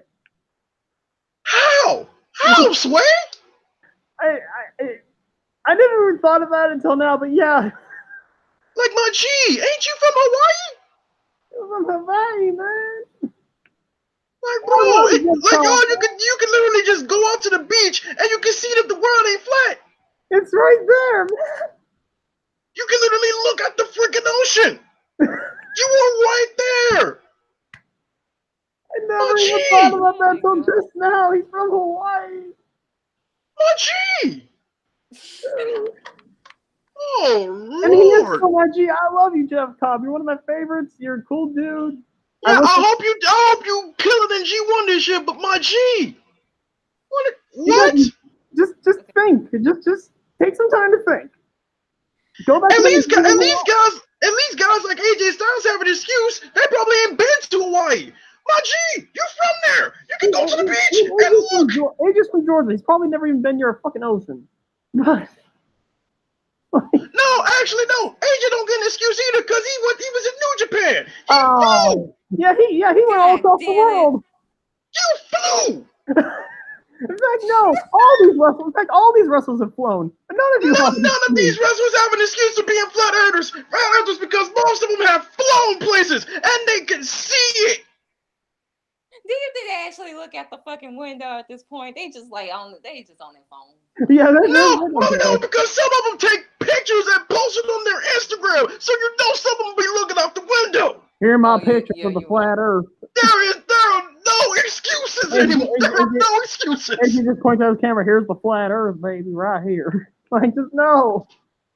Like, have y'all not been on cruises? Like, bro, oh my Lord. And no, the funny thing, you say he cruises. He said on the Jericho podcast. Was he on that cruise? Yep. Oh! Jesus. So we get back to the card. Riho defeated Yuka and Nyla Rose. And this I love this match. Yo, Nyla Rose was looking dominant. Nyla Rose is, I mean, should I say it? What Nia Jax should be. Facts. Yeah. I'm sorry. Yeah. I mean, don't be sorry because it's true. I mean, Nyla Rose, she still needs some things to work on, but she is really good. And the other two, I mean, Yuka Sakazaki and fucking Riho, I fucking love them as well. Like, all three of these people. It was almost like a 2-on-1 handicap match a lot of the time. Mm-hmm. It was great. At one point, they both did like a double like a double. What is it? What is it called? Like a double leverage pin on Nyla Rose, and they're both pinning her, but it's like. Wasn't it like because I think it was Sakazaki, she went for a crossbody, and then Riho went for a crossbody, and then they like countered into like a pin. Yeah. Something weird, yeah. Like it was so good. And Nyla is athletic as fuck. She did like this awesome top rope like knee drop while the opponent was like draped over the rope. I honestly thought that was the finish, but Nyla Rose picked her up. I was like, bro, you just hit her with the King Kong knee drop with her draped on the rope. It's over. She's dead. Her body is limp. Just cover her. She's dead. This woman just pulled a Kenta. You just murdered this woman. You pulled a Makabe, and even Makabe don't do that. Pin her. You're not gonna pin her. Why Oh, aren't you pinning her? You got a Kenta move? I don't think so. He does like the knee drop like that. I'm sure he's done that. I'm sure he has. Or maybe it's something. It's like a leg. I don't know. Something like that. We'll find out tomorrow. But still, fucking awesome. Love this match. Way better than the Ali Leva Bates match. Hey man. At least Ali tried. At least Ali tried. Yes, Ali tried. Yeah. That's Credit to all Ali, we but this match was great. I think was it Sakazaki who won, or was it Riho? Riho. Yeah, it was Riho. Yeah, she won. It was a really weird kind of pinning predicament, but yeah, she got it.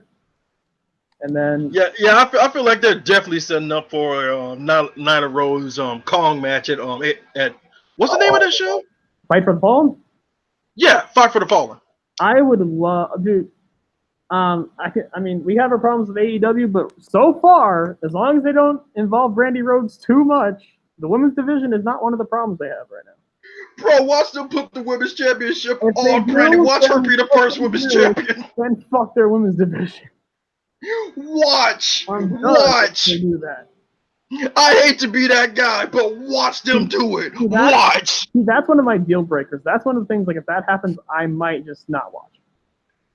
Bro, if that happens, I'm gonna just be like, "Well, you've officially made yourself worse in the NXT Women's Division." And I'll be even more mad because of how talented their roster is. It is an insanely talented roster. But yeah, would it be safe to say if they do have Brandy be their first women's champion, would their women's division officially be worse than the NXT Women's Division? Yeah. At least Shayna's credible. At least Shayna's a good wrestler. Yeah, we just tired of her holding the belt. Exactly. Yeah, that's all that is. Then we had Adam Page defeating Jimmy Havoc, Jungle Boy, and MJF. Oh, really good match. Fucking love this. MJF is an amazing heel, although he went way too far on Twitter recently. Wait, what did he say on Twitter? He said Selena was never good. Selena who? The one that died, the pop star. Singer. Whoa. MJF, my man. You Slow need to down. Chill. Dude. I know he's only saying it to troll the fans and get that heat, but fam, you need to chill. You need to chill. This is cheap heat, my dude. You don't need to get cheap heat like this. Because first it was Prince, now it's Selena. If he says anything about Aaliyah, I swear to God. Bam. If you say something about Aaliyah, we might just have to fly down to his house and go ahead and take the kneecaps out real quick. I mean, I don't care. And you're rich, so I mean, he's rich, but you're richer. So I mean, you can get through his security. Oh boy. The next match we gotta talk about, because it's not even what happened in the match; it's what happened. This one. This will be fun. Oh, this is gonna be fun. Darby Allin versus Cody, which was admittedly very good. Very good. One question though. Darby Allin. Yeah, could you not try and be like Jeff Hardy and break your back? Have you not watched the Darby Allin match? No, admittedly, no. Well, this is what he does all the time. He's basically Jeff Hardy's son. Why? In fact, I think the apron spot he's done before, and then the spot where he goes through the ring ropes, like through the post, is a spot he's done before. Why? Because Why do you hate your spine? Because he's a crazy person. I don't know. That doesn't answer my question. Why do you hate your spine, sir? His spine must have cheated on his wife. I don't fucking know. Oh, wow. Okay. You fucking white people in your spot monkey shit. But yeah, this goes to a draw. And then really good match. Shawn Spears, he comes out with a fucking chair. And cracks Cody right in the side of the dome. Oh, and this was no hands up, nothing. He had his hands right down and boom. Chair shot to the head, straight clocked him. It looked like that was the thing. Like Cody had no time to react because the minute he just turned around, whack. But no, the funny thing is, it looked like like Shawn Spears was looking at him for a second, and he just stood there, and then he swung. It was like, it looked like Cody looked at him for a second. He's like, "What the hell are you doing?" Boom. Like Cody just turns around, and like, "Shawn, bam!"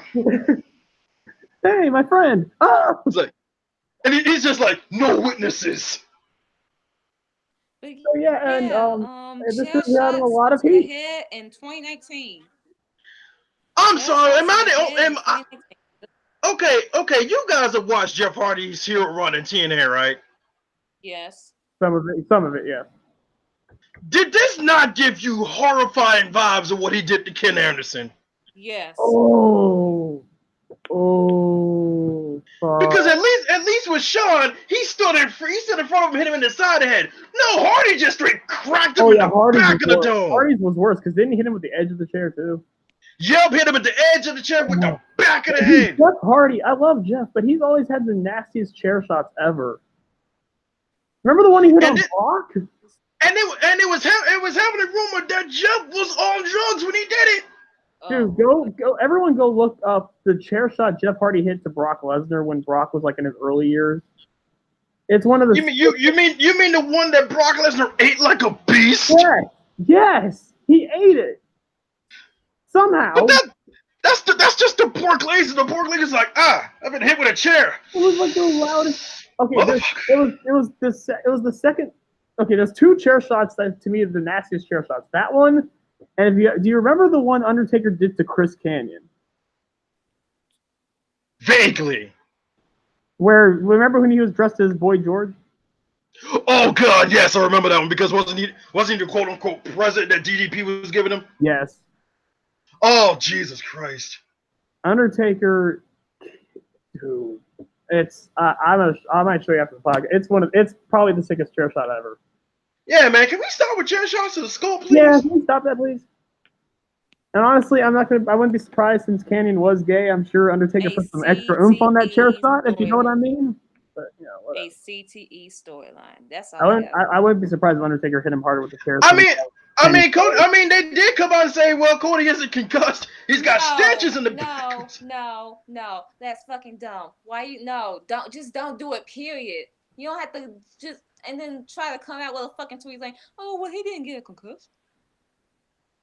He definitely but he still got hit in the he still got hit in the side of the head. On the 11th year anniversary of the Benoit tragedy. Why are y'all fucking doing this? Oh God, that was the show was on the 11th year anniversary for real. Well, no, I'm saying June 26th was the 11th year anniversary of the Benoit situation. And this show happened on June 29th. June 29th, so it's it was close enough, man. It's close enough. Yeah, man, y'all tripping, man. And everyone's bringing up the excuse. Oh well, but none of you clearly watched Mankind versus The Rock. Well, that was 1999. That was a decade ago. That was a decade ago. Two. Funny was pissed off at Rock for doing all of that. 3, and most importantly, his kids was traumatized when that happened. His kids were right there in the front row watching their father getting his brains beat in with a chair. Didn't they leave early? Didn't they walk out like middle of the match because it got so bad? No, they were still there with the whole finishing part of it where Rock just kept cracking him over and over when he was handcuffed. That's when they walked out. Right. Good fucking God, man. And again, that's before we knew anything about concussions. So now that we do, stop doing that. Or just put your hand up, Cody. That's all you got to do. No, just stop relying on the Attitude Era to get y'all fucking over, because that's why I feel like they're doing. But doesn't Cody shit on the Attitude Era all the time? Yes. Yes. Is it almost like is he trying to do like 80s NWA? Is that what he's trying to do? I don't fucking know. Either way, man, that chair shot was unnecessary. Right. Then we had the match I did not care about because I practically went to the bathroom. I fucking loved this match. The Elite versus Lucha Bros and Laredo Kid, and I just you want to let me and Jarvarus? We'll be quick, but me and Jarvarus, we have to talk about this entrance. Talk for 1 minute and get out the way so we can move. Jarvarus, please talk about the Elite's entrance. Oh, all I got was that was my favorite. That was actually my favorite part of the match was Kitty showing up and doing the Raging Demon. No, but you didn't see the entrance then? Yeah, I saw the entrance. Where the guy just came out, did the Batista. And then the lights went off, and then he was dead. Yeah, that's Akuma's whole Raging Demon thing. No one gets up from the Raging Demon. Oh, okay, okay. I see. Except for Heihachi and Tekken 7, apparently. Oh, so okay, so that went over my head. I was thinking it was a reference to remember when Batista was backstage and that fan just came up in front of him and did the machine gun bow. No, yeah, that was the first reference, but then the lights went out, and then the whole Raging Demon thing happened. Okay. That was the reference to Akuma. The entrances were great. It's high spot wrestling, but it's some of the best high spot wrestling you'll ever fucking see. Kenny Omega and Pentagon. Anytime they're in the ring, they were just the crowd fucking erupted. Good shit. Good fucking shit. Laredo Kid, I'm not very familiar with him, but goddamn, he's good. Like, shit, I want to see more of him. Just think, it would have been so much better if it was Pac, but since AEW wanted to be on their bullshit with Pac, we might not see Pac in AEW. We're never going to get Pac versus Omega, dude. Nope. Fucking hell. Then we had Jon Moxley defeating Joey Janela. Oh, no, not only that. Justin Roberts said, like, the lights will go out, and when the lights go out, this show will be over. However, like, they acted like this is not part of the show at all. Like, they did, it was different. I kind of liked it. It was like, I've never seen anything quite like that, where it's like, they made it, like, abruptly clear that this is not part of the show. It's unsanctioned, blah, blah, blah. I liked the match. It was really good. Am I the only one? Maybe it's because Brandon has had me kind of like, what can I say, conditioned with the CZW stuff. Was I the only one that was expecting more? Here's the thing, I kind of expected more, but then I thought about it, was like, there's no way in hell they're gonna do everything that CCW did, because, well, they're going to TNT, and you know that shit ain't gonna be, they ain't finna let that fly. Tony Khan even said that main event that you saw, that will not happen on TNT. That stuff will not happen. Exactly. Right. So I mean, I guess they could have done it, but I'm sure they didn't want to piss off the sponsors too much. Exactly. That's why they kept everything to a minimum. They're gonna try to push the envelope, but it's harder now, you know. I mean, WWE's kind of doing that now with like them kind of shying away a little bit too from PG, but they're the WWE. I think they have more leverage to do that, whereas AEW, they're just starting. Yeah, because honestly, WWE's got money to blow like that. I mean, and honestly, a lot of it had to do with the Benoit stuff. I feel like they had to like do the PG thing for a long fucking time before they even got the trust again to like do that shit. Like, there's a lot of factors that came into that. I don't think, if you're expecting TV 14, TVMA, blood, guts, sex from AEW, you're gonna be in for a rude awakening. There's gonna be a lot more and a lot more librarians shushing each other. But yeah, I hate that gimmick. I hate it too. It's ugly. Awful. But yeah, it's ass. Fire Fist. B+. I'll give it. Yeah, I'll give it a solid B+. Me too. B+. Really good show. Yeah, the only thing I hated was the librarian gimmick, and the only reason why I tolerate it is because I got to see Leva's legs.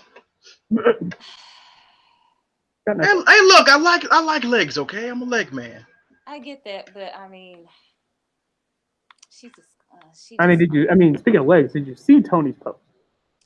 We will talk about that later. We will talk about that after the podcast, sir. Okay. That'll be TPA after dark. Then we get to NXT. We opened up with Aaliyah facing Mia Yim. Yes. These dots right here. These heathens. I can't wait to get to the aftermath of the match. Oh my god. Aaliyah and Vanessa Bourne has been throwing shade to Mia Yim, saying that she can't read, she can't write, and that she should not be challenging for the NXT Women's title. Well, how did that work out for you, Ben? Yeah. Aaliyah. Girl. Mia tried. I mean, it was pretty much like the Leva Bates alley match. Mia tried. This was better than that, though. I feel like this is better. It's Mia Yim. It's Mia Yim. Mia Yim of the four is clearly the better worker. But Aaliyah, I love this spot when Mia just like takes her out and just scares the shit out of her too. Mm-hmm. But yeah, she just beat Aaliyah. Then afterwards, she took care of Vanessa Bourne. Oh, she was just done with Vanessa Bourne. And then what did she say? Like, who's the illiterate one now, or something like that? Something like that. I think she was like, I think she said either who's the lower now. I think. Oh, okay, all right. But then the best part, she comes up to the commentary table. Shayna listening? Mm-hmm. I want Shayna to listen because I ain't just coming for that title. I'm coming to whoop that ass. and she got run in Morrow's face, and Morrow was just like, oh damn, okay. And yeah, it's pretty much confirmed at this point. It's going to be Shayna Baszler versus Mia Yim for the NXT Women's title at Takeover Toronto. I'm ready Some for people it. love it. I Some love it. people are mad, and Are some people stupid. hate it. For those who hate it, to quote my man Fale, fuck them. Fuck them. I get why some Fuck people 'em. are against it because again, it's Fuck like them. you bypass Bianca and you Fuck. bypass Well, not her. Io, who is arguably the best women's wrestler in the world. I wouldn't say that anymore. I Honestly, say arguably. I say like arguably. yeah, I agree with that. Well, honestly, Mia and Shayna have a bigger story, mainly because they were roommates. They know each other so well Yeah, because they face each other in the yeah. indies and everything like that. And let's just skip And me, out of the way. Mia Yim is more over than Io Shirai. yeah, Yeah. and Mia can get more sympathy. Exactly. Mia can get more sympathy. Mia can tell a better story in the ring with Yeah, Shayna Baszler in particular. They have better I chemistry.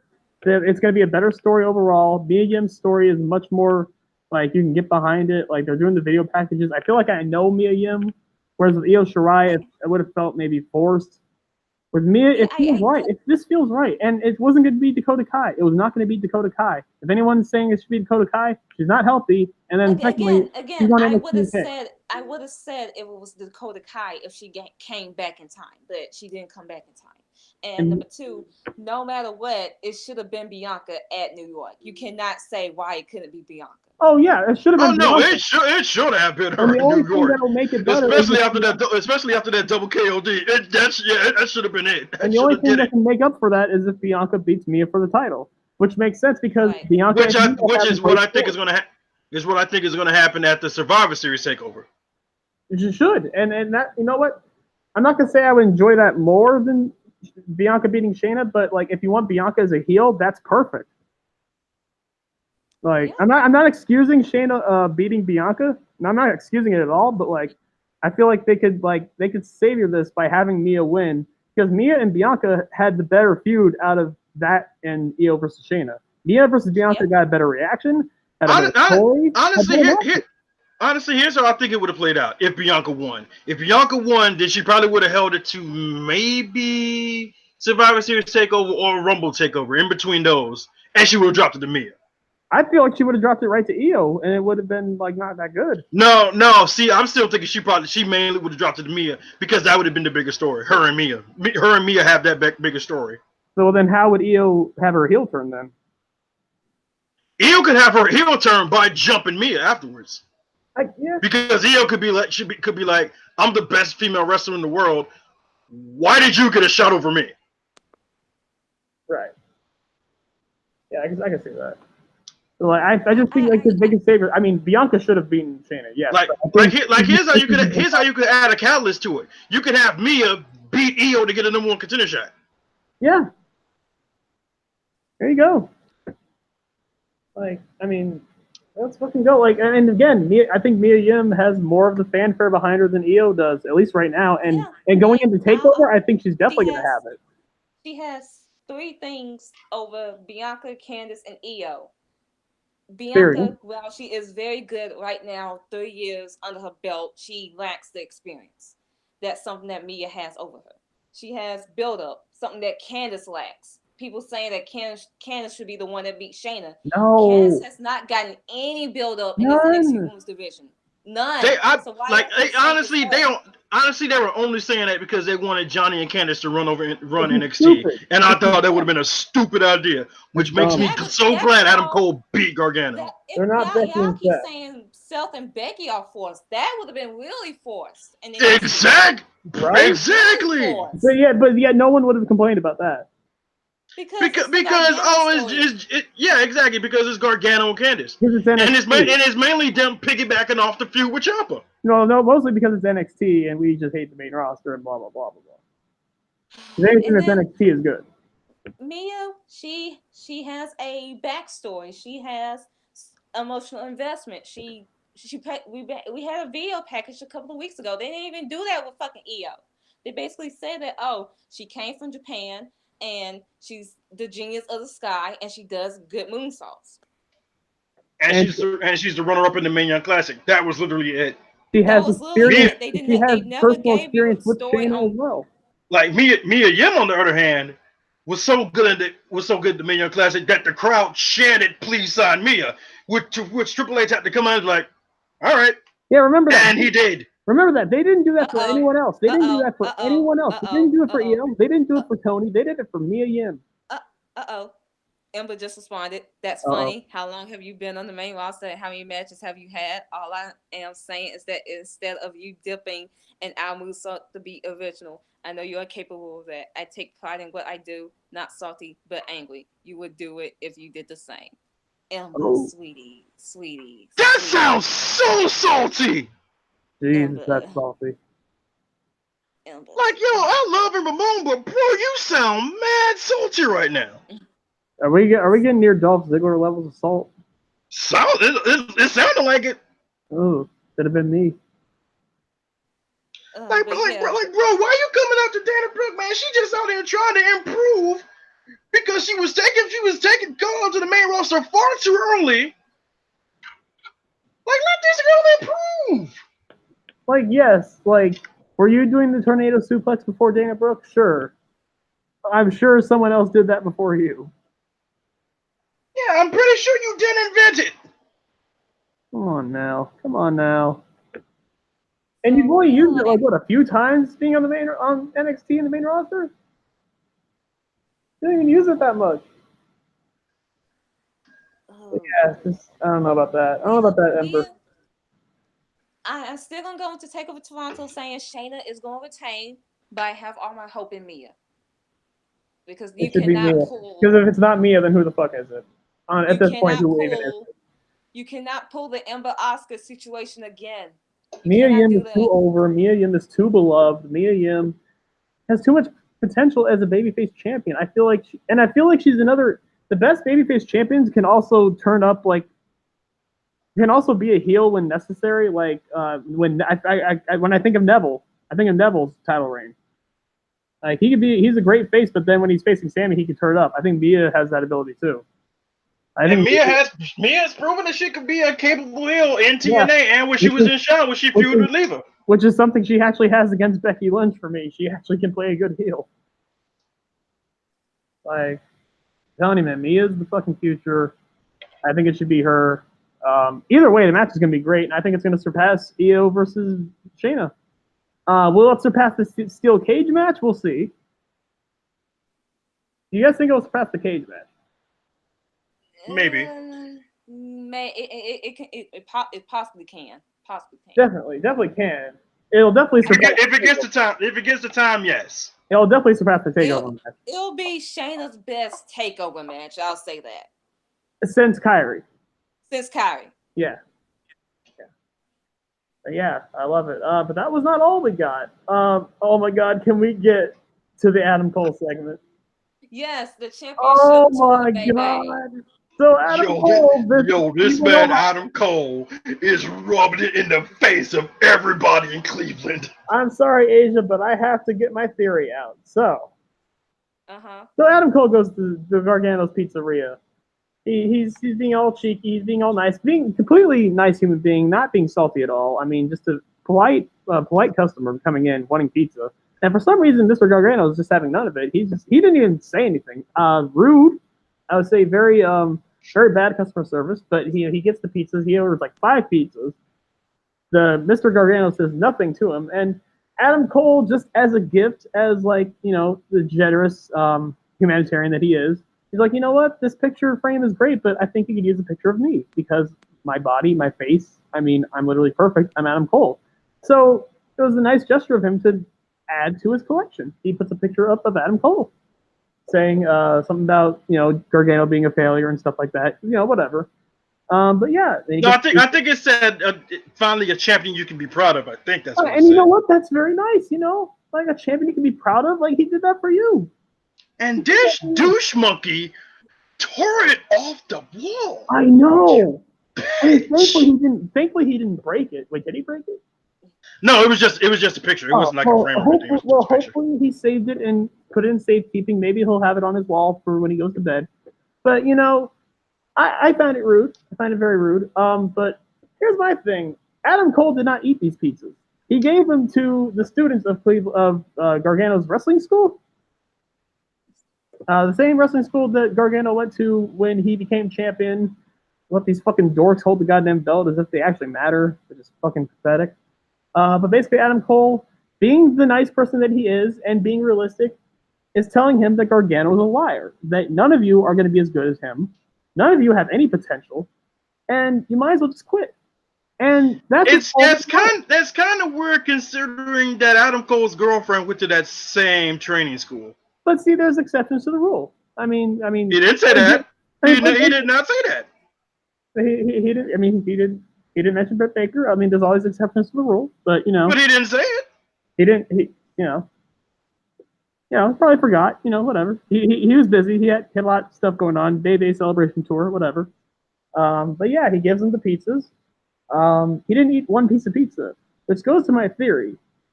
I think Mr. Gargano poisoned the pizza. You really think the Garganos were that salty? Yeah. Did you not look at his face, bro? But still, you can go to jail. You can go to jail for that. That's a felony. I don't think he gives a fuck. Do you think anyone's going to that pizzeria? Hell no. I mean, wasn't there people in there? I just saw Adam Cole. Wait, was there a couple people in that pizzeria? I don't think so. I can't remember. Who would go to that? Two people. It was a lady, and then it was the Adam Cole's dad. No, they didn't get poisoned, so I mean, they could just shut up. I mean, I don't know. Look, I mean, what Adam Cole did to Gargano and to Gargano's entire family, putting shame to him. I mean, he must be salty over that. He didn't even say one word to him. He just gave him the pizzas. It came really quick. My thing is, if the Gargano family would harbor ill feelings to anyone, it would be Ciampa. No, because remember, Ciampa celebrated with Gargano when he won the title, but then Adam Cole ruined it because Adam Cole's amazing. Jesus fucking remember, they're friends again. Everyone is dragging Ember. Yo, I think she needs to be dragged, bro. She sounded all the way salty. This is almost, I need French fries for that salt right there. It's almost as bad when she claimed Becky Lynch was a bully. Oh, good. I thought she claimed Becky was a bully. Yeah, that's what I just said. Yeah. I thought you said Bailey. No, Becky. My fault. But yes, the Garganos poisoned the pizza, and the students, and Adam Cole, being the smart man that he is, he knew it, and he gave it to the students, and all of them are going to die. The end. Yeah, boy. Quick question back with Ember Moon. Who's A? Everyone's saying A's Alexa. I thought A was Athena. Yeah, that's what I thought too. I don't know. Yeah, that has to be it. That's what I initially thought. A was Athena. Yeah. I just thought Ember Moon was talking to herself. Right. It makes sense. I like the videos she had before she came back where she was fighting ninjas and stuff. That was great. And more of that. I mean, it was confusing, but it was awesome. Yeah. Well, can we talk about how the Forgotten Sons tried to barge up in Regal's room, and for that one instant, he reached for the brass knucks. He reached for the knucks.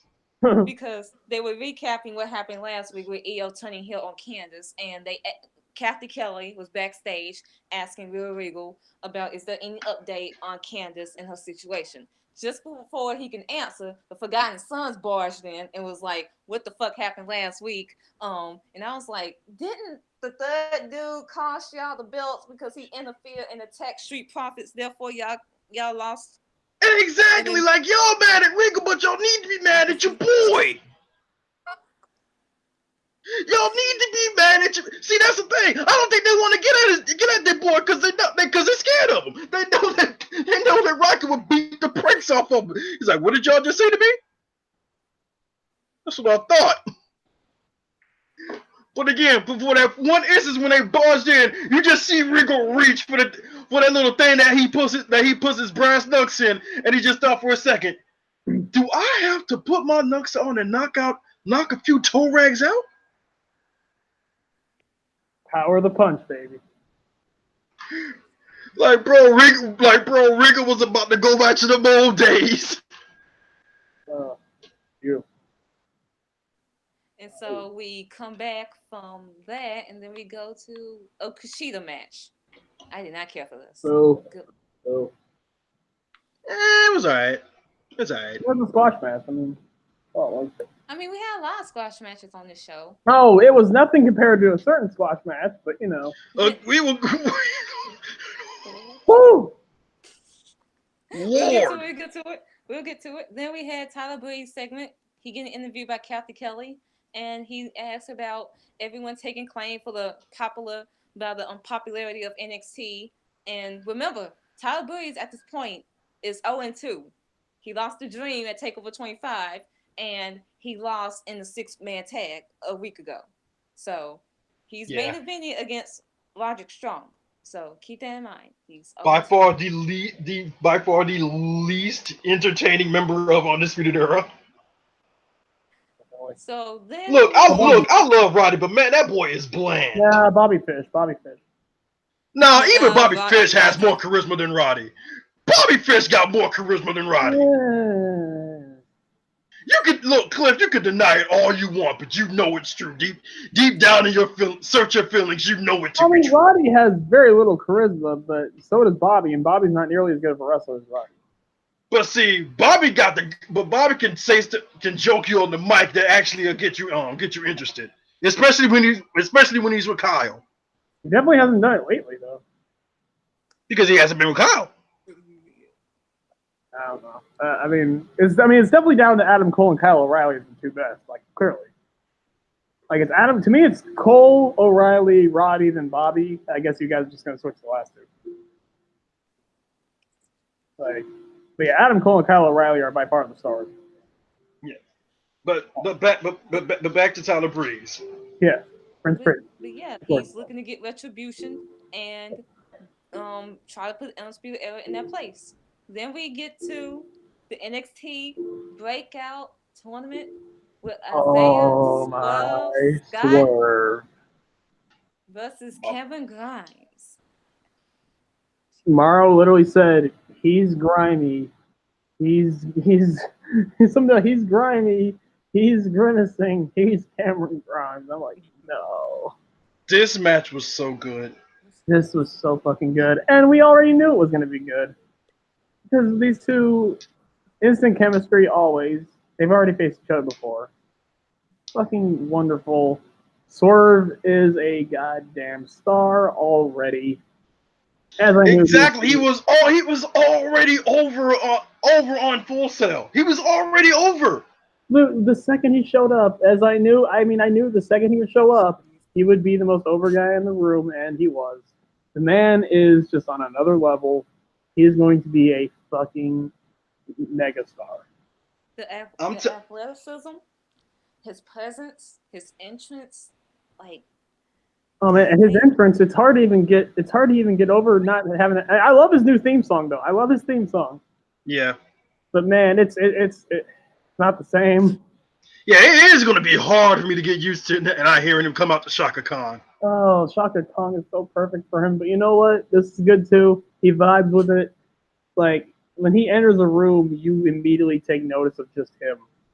He has a presence about him. It's like I would almost compare it to like Nakamura when he first came in. Like when he enters a room, like you're doing something, and then you just see him come in. You just drop everything you're doing, and you immediately just pay attention to him. And just fucking amazing. Like he can do everything in the ring too. He can wrestle technical style. He can do the high flying lucha stuff. He can brawl. He can tell a fucking story. Bro, when Grimes tried to throw him out of the ring and he lands on his feet. And just turns around ever so slowly, just like a fucking. You just see the swag. You just sense the swag coming off when he landed on his feet. And it's not even forced. It's not even him trying to be cool. It's just natural. He's just naturally has it. This man did a Fosbury flop and landed on his feet. And it looked better than Ricochet. I don't think yeah, he has done a Fosbury flop actually. Oh, yeah, his flatliner, his Hurricanrana from the top rope. It's like, my God, this man, I love him. We even got the big axe kick from Shane from Isaiah Scott, which was amazing. And Like, I'm not gonna let this. I'm not gonna let this completely take away from Cameron Grimes, Trevor Lee, because he is also really good. and, Yeah. Trevor Lee has always been good. Yeah. It's like I told you, you and Asia on Twitter. Both of these both of these dudes are going to have a bright future in NXT. Like, I see big things for both of these dudes. and I think it was a good move for that to be the first match of the tournament because if you really want to like make a statement with this tournament, that's the perfect first match. Because like, Yeah. I kind of wish it main evented. But I I did too. understood why the main event was Roddy and Although Tyler. honestly, by the time the main event came around, I mean it was a good match, but I was kind of low key getting bored because I was just like, I had seen so much good wrestling, and then after we get to the next match, good lord. I swear, I'm kind of glad this went on before the next match because I don't think they would have had enough energy after the way Asia's girl just wilded out. Oh my god. But let's get to the Okay. let's get to the finish of this match. The finish happens where Swerve after he gets Cameron Grimes in the ring after the Fosbury flop, he goes for a move only to get caught with that moonsault slam. That moonsault slam is beautiful. It's always great. It's so good. And then he finishes it off with the mushroom stomp. I And even Cameron I and even Cameron Grimes. I'm like, I haven't seen the mushroom stomp yet, and all of a sudden, bam, he hit it. I'm like, well, that's it. Exactly. It's like, okay, we just got the moonsault slam. Where's the mushroom stomp? Oh, there's the mushroom stomp. He's done. I love your Swerve, but you were not kicking out of both of those moves at the same sequence. And Cameron Grimes advances on in the tournament. Great match. Honestly, I would say possibly this could have been the match of the first round. Oh, I mean, definitely. Like, this was the match I was most looking forward to in the first round. Obviously, Yeah. at first I was definitely upset that Isaiah Scott lost, but I mean, it's Cameron Grimes, so I'm not going to be too upset because But yeah, he I is was I was upset. I was upset too. But seeing the match, I'm fine with it. I'm fine with it. And even Isaiah said, he doesn't need to win the breakout tournament to break out. He Exactly, broke because out he already broke out. in one match. That's why I hope this is the one time thing for him. I hope they listen to the crowd reaction when he came out and they put him on TV more. Oh, they And have. I've said this before. I made this prediction before already, but I'm going to make it again. I'm saying Isaiah Scott's going to be the one to take North American title off Dream. I would love it. I do. If Dream's ring, honestly, he should be. Well, I think it should be Keith Lee, but that's just me. I see Keith Lee going after the NXT championship. He should. One of the two. To me, Keith Lee and Isaiah Scott are like two of those guys where I'm like, these two need to be prominent features very soon, sooner rather than later. Keith Lee has still not lost any lust from him coming to NXT. He's still just as over, if not more. Exactly. I would say Keith Lee is probably the most over male superstar in NXT. Except for Dream. Yeah, except for Dream. It's Dream. It's him and Dream. I would say it's Dream, Keith Lee, and right now Isaiah Scott for the reception that he got on Wednesday. And then Adam Cole.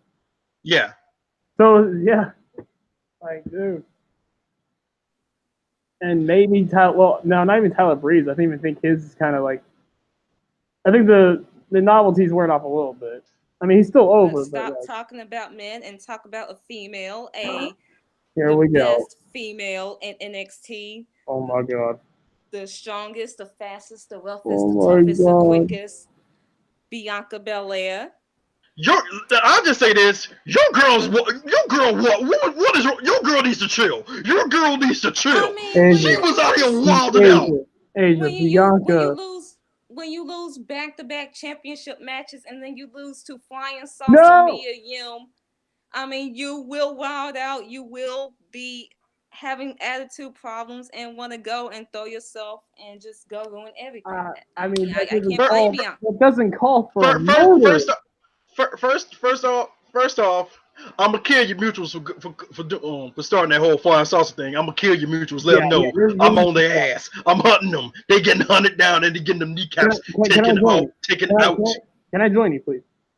And two, most importantly, she did not need to do Diamante like that out here in these streets. This did not call for a murder. Can I read my thread? Because I've been doing Bianca match threads for since her match series with Mia.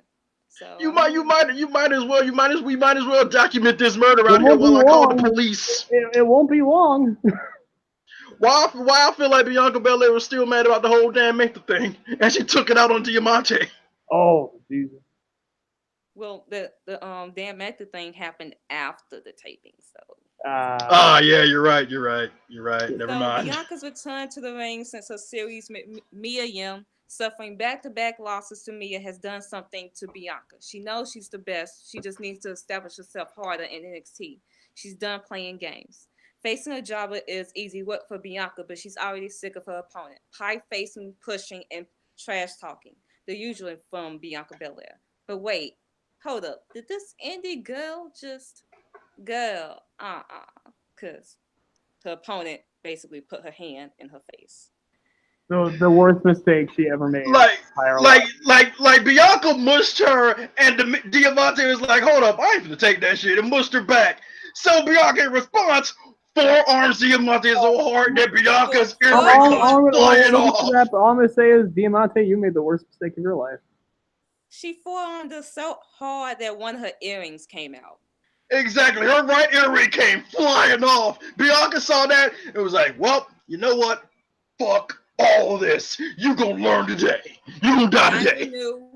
Nigel knew, and it was time to kill an indie girl. She basically beat her ass. Like she beat Diamante like she stole something. She dragged her around the ring, just clobbered this woman.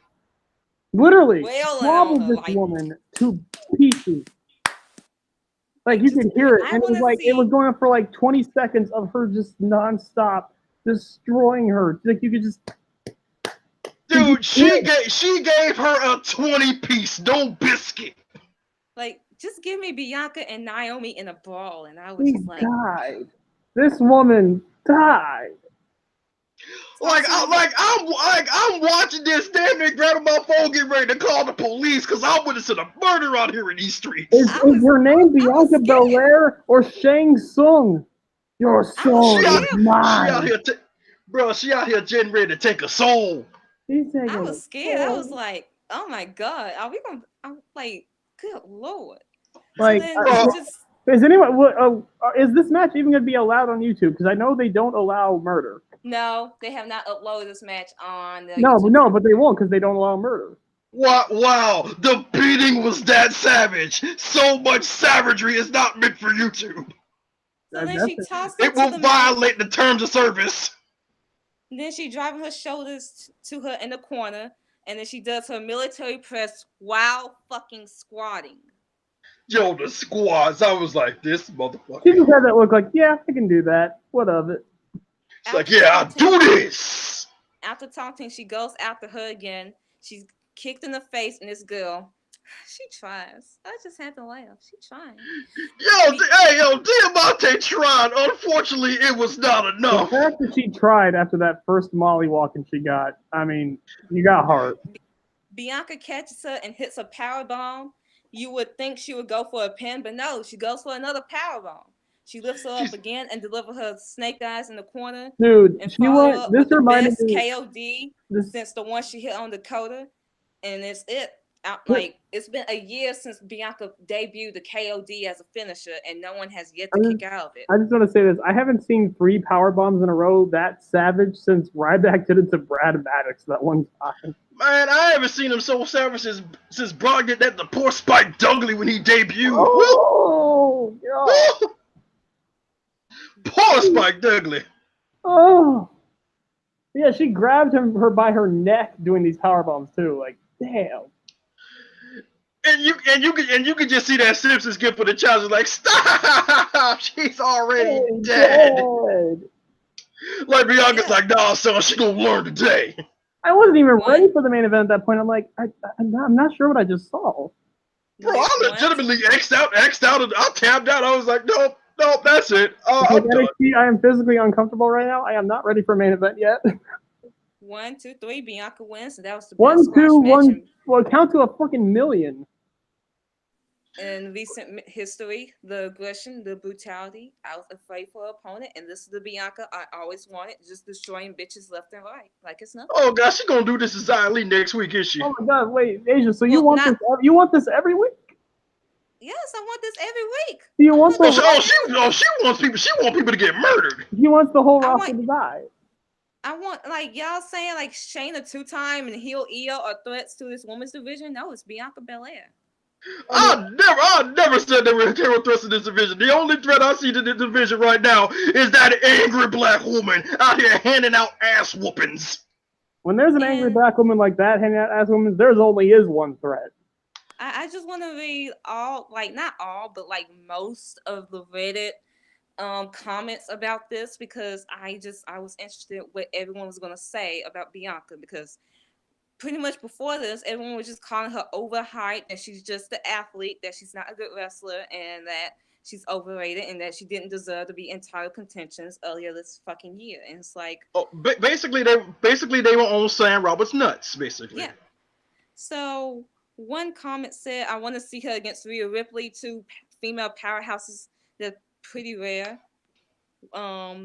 Another comment said that she's the female Brock Lesnar, not Ronda Rousey. Don't at me. She has the power and the intensity and athleticism that not most people have. Someone said that she just gets better every time I see her. Let her do some stuff on the main roster, and she become one of the biggest stars in WWE. One person said she actually made the triple power bomb look legit rather than having her opponent obviously assist her by holding onto her wrist for dear life.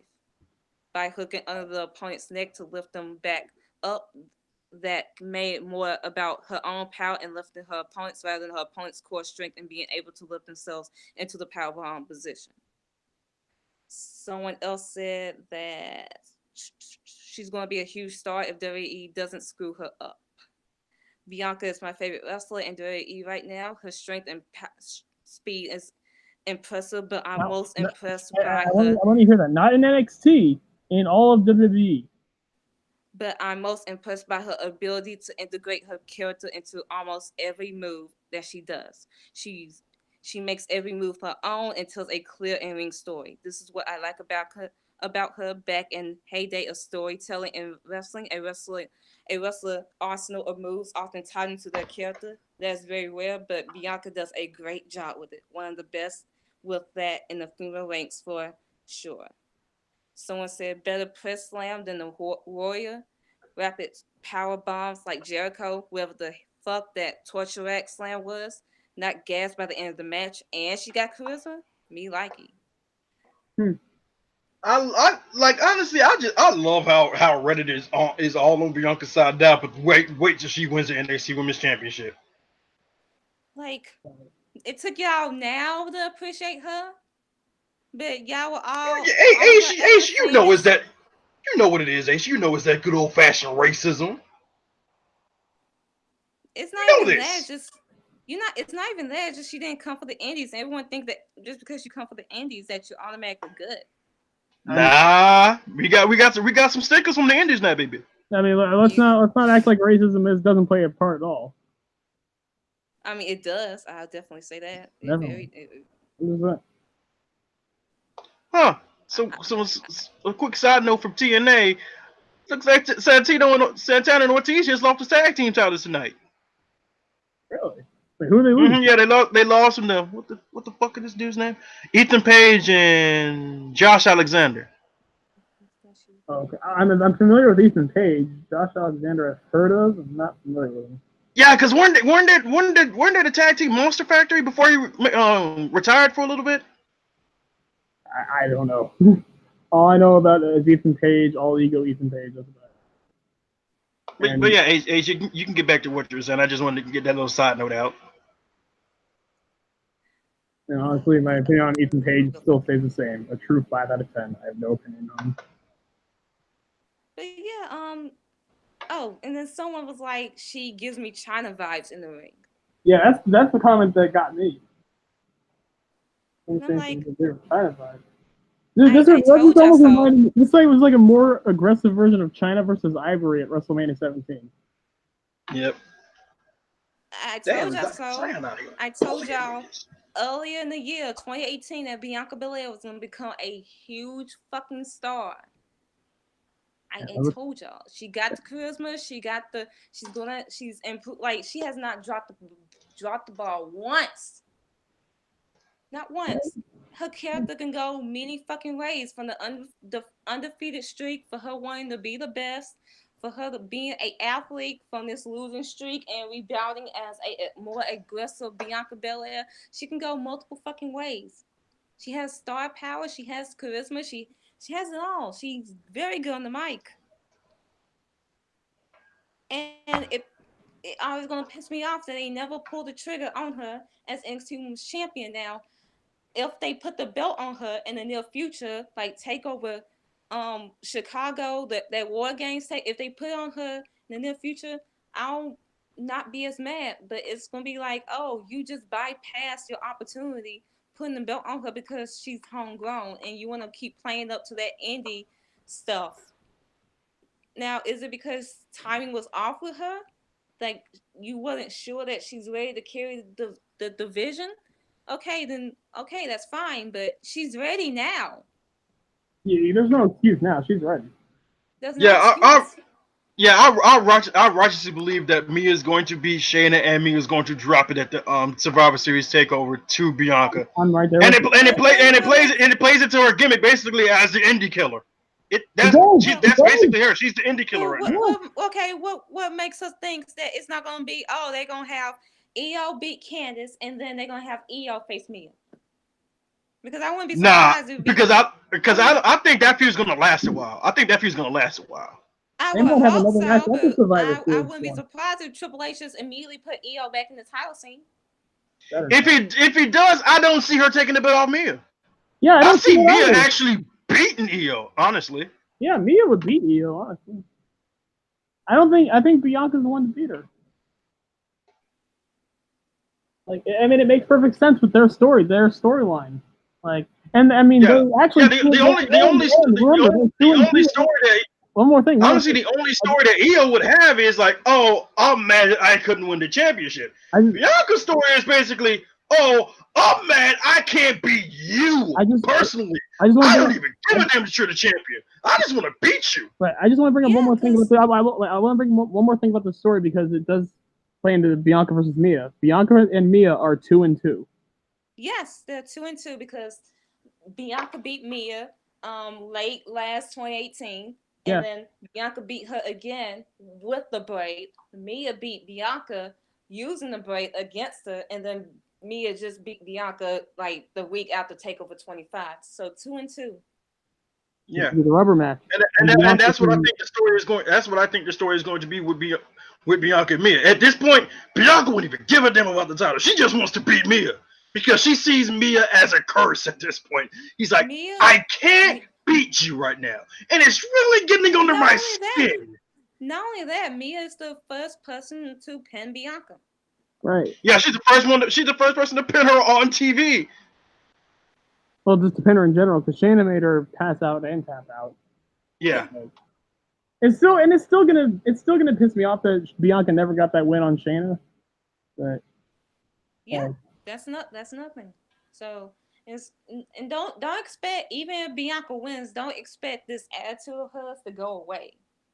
If she beats Mia, like, she's gonna be even. Oh no! If anything, Bianca's gonna get worse. No, it's just gonna confirm. It's just gonna confirm that what she's doing is right. So she's just gonna keep it up. Like, y'all thought her with this like undefeated streak was one thing. No, like she's gonna get worse. Like, exactly. If anything, it's going to validate. If anything, it's going to validate everything she's thought. He's like, oh, I was actually right. Exactly. That's my thing. I'm better than all the y'all that came from the Indies. It's like if her being more aggressive gets her the title, then I'm gonna stay aggressive. I'm gonna stay being this aggressive. I'm gonna stay beating the shit out of your indie face. I'm gonna stay being this savage. Like, simple as that. Like, she's gonna get worse. And that's what I love. Yeah. She's gonna get she's gonna win the title. She's gonna get so much worse. The roster is gonna hate her. Bro, if Indie fans hated Bianca before, they won't be able. They are gonna hate this woman when she wins the I'm not belt. even talking about the fans. I'm just talking about the roster. Like, she's gonna alienate the whole roster so much. She kind of already has. She kind of has already. Poor It's gonna Xia get Li. way worse. Poor Xia Li though, because I mean I like Xia I Li. swear, man, I'm Xia so Li's the scared. next victim. I'm Xia Li's so gonna scared be for the next. Zaya. I'm so scared.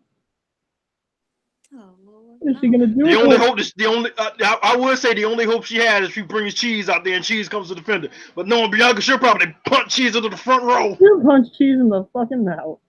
She'll kick the dog. Bro, Bianca will punch Cheese into the front row. Not Cheese. It's Bianca. She'll do it.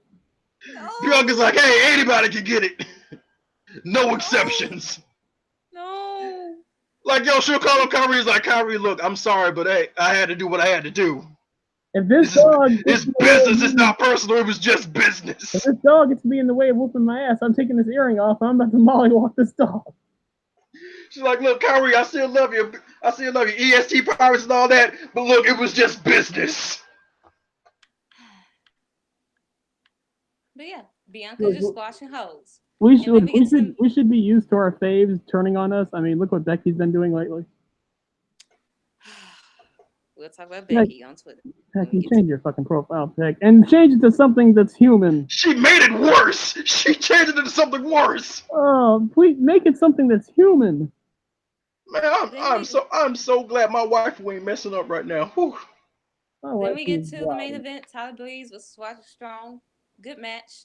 Roger Strong Dude, wins. Tyler's fucking back went right into the corner of the steps, and the camera got a good shot of it. It was literally digging into his back because Roddy did that backbreaker spot on the steps. But his back didn't even hit the flat of the fucking steps. It hit the corner. Oh, fucking brutal. Roddy out here legitimately trying to paralyze this boy. Oh god. Really good match though. Although I was still recovering from the Bianca murder, so I was kind of half paying attention. But yeah, like after the Bianca thing, like you just like. Also, man, I'll be honest, I could not get into this match the first time I saw it because, man, I'm still recovering after Bianca out here rocket dragging somebody out here. Like, bro, she just beat. Like, bro, I just saw Bianca Belair beat Diamante from LAX like she stole something out here in these streets. Y'all really think I can pay attention to this? Yeah, that was NXT. We had 5 matches on NXT, by the way. Is that like a record? Yeah, I think so. Yeah. Squash matches, promos, interviews, all this. One absolutely stellar match in the middle. Yeah. So yeah, that was NXT. It was a really good episode, man. Well, we got the wrestling shows out of the way. Are we ready for the bullshit? Yes, let's get to the bullshit. I guess I'll start with. I want to start with the Bella Twins. Oh shit. Because I wanted to talk about Nikki Bella and her situation for a while now, but I didn't talk about it 2 weeks ago. I didn't talk about it last week. And so I figured I want to talk about it now since I listened to the Bella's podcast and she talked about her future with WWE and what came out of it. So a couple of weeks ago, she went on Jimmy Fallon and she spoke about her and Brie was going to go after the women's tag titles after WrestleMania and face the Iconics for the tag titles. They had gear ready and everything, but she went to go to the doctor. She said that she herniated her disc upper from when she first herniated it back in 2015, and then she happened to get a cyst on her brain. And I'm like, did I just hear what I thought I just hear? Like, you got a cyst on your brain? Like, you've never heard anyone say it so casually in their life. Like, yeah, like the way she said, like, I have a cyst on my brain. I'm like, wait, what? And she like, yeah, I'm done. Like, I'm done. That's it. Like that right there would have had me like, whoa, back it up. Flag on the play, technical foul, excuse me. Blow the whistle. I'm like, wait, You what? ain't finna breeze bastards like you ain't say what you just said. This isn't like a hangnail. This isn't like you broke a nail. Oh no. So I'm like, and then she's like, I'm done. That's it. I'm done. I'm like, wait. So wait, huh? Like, that's it. Like, that's it. That's it for you. Like, Nikki Bella is done as an in-ring competitor. That So kind of no Bella sucks. twins. No Bella twins. They can't challenge for the women's tag titles. No twin magic. No twin magic. No Nikki Bella coming back in the near future for like one more match or anything. That's it. Evolution. That was it for her. So you telling me Quick side note: the women's tag titles are doomed. we've been saying this for months. Like I told you, as soon as the Iconics went on I'm Twitter. just saying, like honestly, the Bella Twins were their last hope, and nope. No, that was it. Like the Bella Twins, they had star power. They could have added for that division, but now that's it. I mean, it was their Doomed. last hope, but the division was still basically dead without Sasha and Bailey. That's So really it. and it and I listened to the Bellas podcast this week, and her explaining her story and what happened, how emotional she was, and how she will never get the credit that she rightfully earned for helping women. Like no matter what you say about Nikki Bella and Brie and how they slept their way to the top and how they been on reality shows and like all that stuff, no matter how you feel about them, you cannot say that they did not help women's wrestling and they did not play a part helping getting like mainstream attention and bringing in a new audience to WWE and women's wrestling in general. You cannot say they didn't improve over time as wrestlers and as characters. Yes, they are not on Sasha, Bailey, Charlotte, Becky's, Io's, Kyrie's, Ember Moon's levels. Yes, they're not on their levels, but they are good, some decent, very good They were wrestlers. competent. They were Good. very competent in the They're ring. good. Nikki Bella, she improved throughout her Divas title reign. And yes, we had our feelings about her breaking AJ Lee's title reign, but that does not matter. But what you cannot say is that you cannot defend her being slut shamed and saying, "Oh, well, she dated John Cena." Okay. Because how dare someone actually fall in love in Okay. the business? But yet, okay. But when Andrade Cien Almas gets a push out of dating Charlotte, are y'all gonna keep that same energy? Hell no, because we love La Sombra. Are these the same Okay, people? Are these but wait no no no, no no no, no no no no? Are these the same no. people Shut that up, will? Cliff. Shut up. No, no, no, no, no, no. Because at the Okay, end of the day, no, no. A woman should not be slut shamed for who the fuck she dates and have Oh, all her credibility, all the work she put in. She did not have to come back after right. 2015 after her fucking neck injury. She did not have to come back after the fact that after she achieved the longest reign Divas title reign. She didn't have to come back for that, but she did. You know why? Because she loved wrestling and she was passionate about it. She came back and she added depth for that SmackDown Women's division, and uh, and her SmackDown her SmackDown run was about her dating John Cena. That was all it about. When she could have been in the title picture, giving prestige for that SmackDown Women's title, and I as a matter feel of like fact, that she might as well I'm win sorry. SmackDown Women's. Like I'm sorry to interrupt, Asia, but yeah, she never once got a shot at that woman's championship. she only got Never. one shot for that SmackDown Women's title, and that was in Backlash And 2016, which that was the Becky stipulation. Lynch Yeah. won. Becky Yeah, won. Right. But after that, it was about, oh, you dated John Cena. Oh, you got to where you were because John Cena and all that stuff.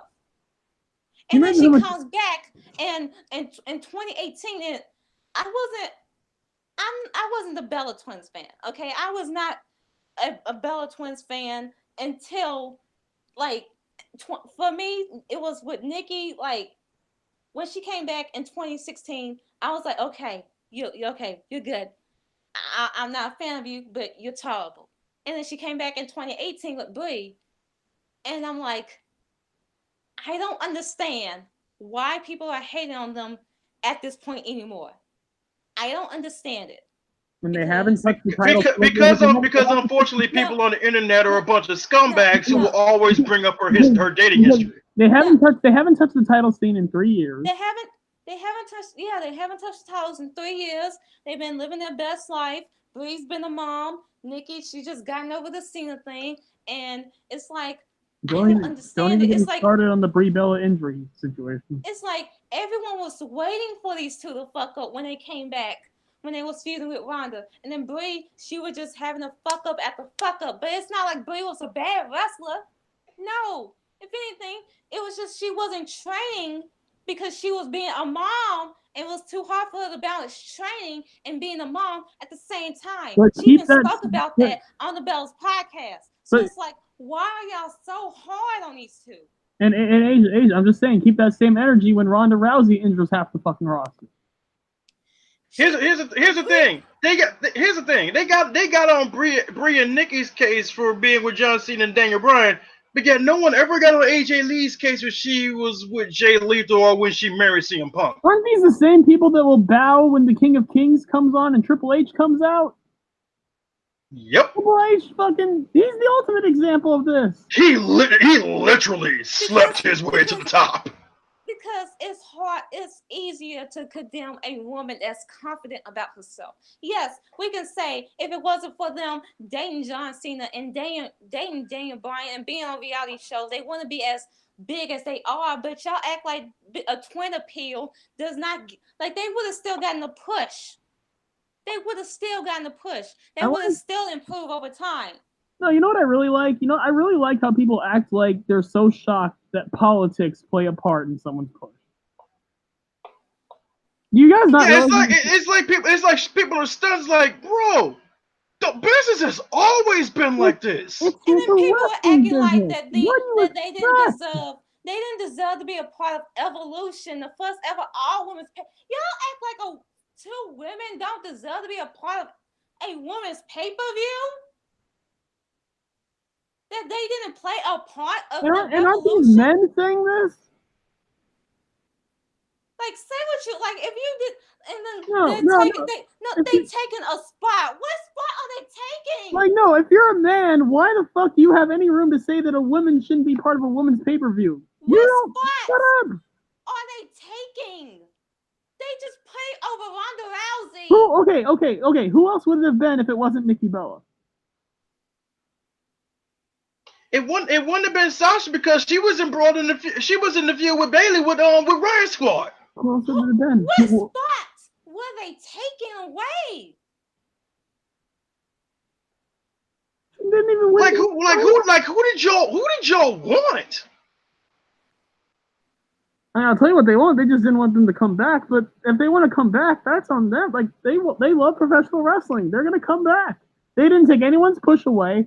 They made Ronda look stronger. Ronda was made to look dominant. At the risk of their own health. So you telling me that Nikki Bella, her last few months with the being in the ring was her putting over Ronda and being slut shamed again? Because she's not even dating Cena no more. Fuck out of here. And it's just, I'm not even the biggest Bella's fan, but it will always piss me off that they never gonna get the credit that they deserve. And no matter what y'all feel about that fucking promo, you cannot say that AJ Lee pipe bomb did not play a part in degrading the Bellas throughout the fucking years. And white fans always go to that fucking promo to say, AJ was wait. Which one was it? Was it the first one or the one where she said that talent isn't sexually transmitted? Either one. It's either one. I say the second one. Honestly, it's the second one. Because the first one, she was just talking about everybody in general. She didn't even single nobody out. But in the second one, she straight up looked at Brie and Nikki and was like, talent isn't sexually transmitted. That's when I was like, wow. Like, I like AJ, but those promos and all that, it's just, you cannot say if those promos did not play a part in fans just slut shaming and bashing the Bellas the way they did. Here's the thing: the fans already didn't want to like Nikki and Brie. when AJ Lee said that, it's like, oh, they're validated. My hatred for them is validated now. Right. Exactly.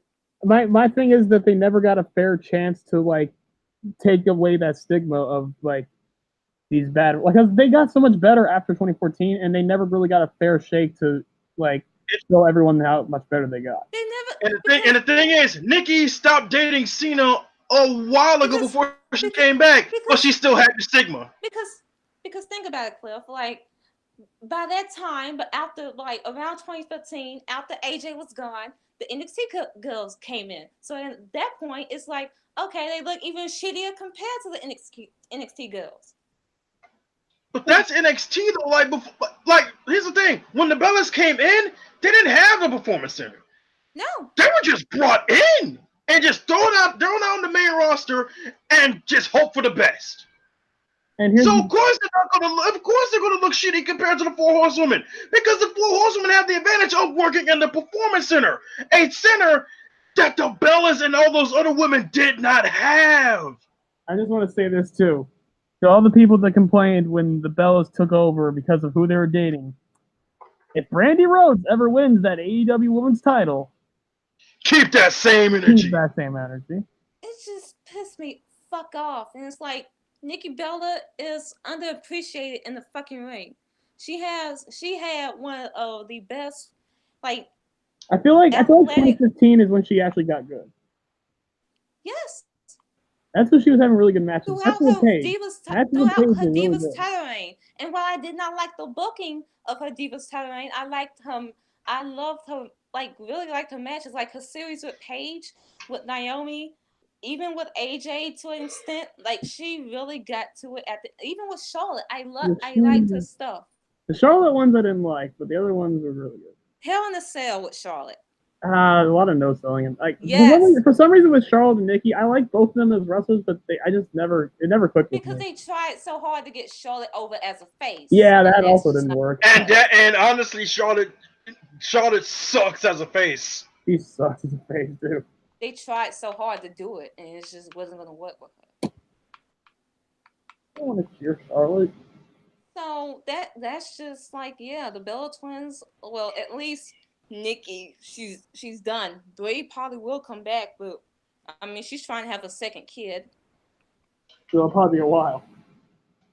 Like here's the thing. Shamefully, I will admit I was one of those fans who would hate the Bellas because of who they were dating until finally I just took a step back and I thought, wait, why am I angry at somebody for finding love in the wrestling business? I think we all were. I mean, yeah, we all were, but that was mainly because of the AJ thing, and then like honestly, this is before the AJ thing, because this was actually when I was watching Total Divas and I found out about it. Yeah, no, this because we were thinking this before the AJ thing. Again, the AJ thing just validated it.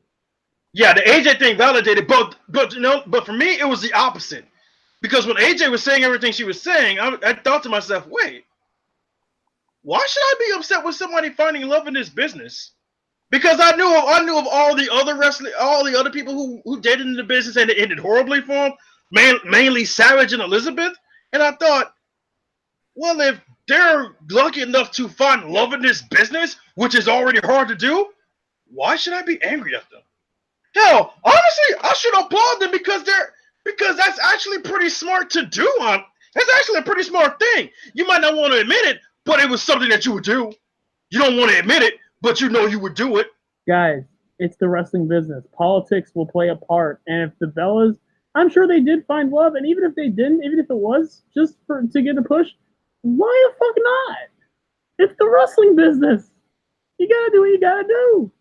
I definitely say Brie and Brian found love, actually loved each other, because they met during that whole schmoz with them and Gail Kim. I mean, they had a kid. They're probably gonna have a second one. So yeah, they truly love each other. I'm sure Cena and Nikki did too. I'm thinking Nikki's love for Cena kind of grew weaker and weaker because he wouldn't marry her and he wouldn't give her children. Right. I understand why he wouldn't get married because of the whole debacle that happened with him and his ex-wife. It's just like, will she ever get the appreciation that she earned? Unfortunately, no. Because there are still fans who are still salty at the fact that, you dated John Cena. Because how dare a woman in the wrestling business actually find love in the wrestling business? And it's like even like that's just I just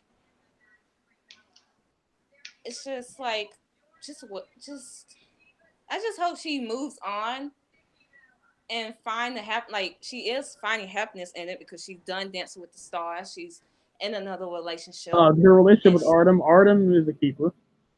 he's hot. Well, not just that. He seems like a really cool dude too. Yeah. It's just, I just hate wrestling fans. I just hate wrestling fans so much. I do too. I do too. Especially after what I told y'all on Twitter. Whew. Oh, you want to get into that? I do not want to. I righteously do not want to talk about it. Oh, okay. Okay. And Ronda Rousey ended Nikki Bella's career because those judo throws she did. But yet everyone wants. She needs to stop those judo throws. That's the thing. If she stops the judo throws, I think she takes away like all of her injury. Well, you had Nikki Bella cyst on your brain. You had Sasha Banks after the Rumble. You had Alexa Bliss at Hell in a Cell and before Evolution. Fun fact: I actually watched Alexa Bliss's little special because I was waiting for NXT to come on. It actually made me feel bad for her. Yeah. I still haven't watched it yet. I haven't watched all of it, but I watched the parts where she was getting ready for Evolution, and she was so happy, and then Ronda dropped her on the head. You just got to skip that first line.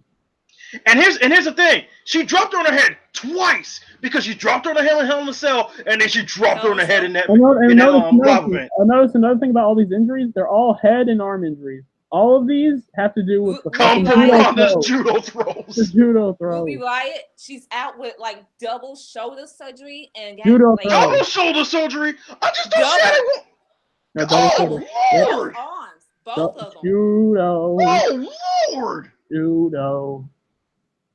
She injured Mickie James at one point. What part was it? What did she injure? Huh? What did she injure on Mickie?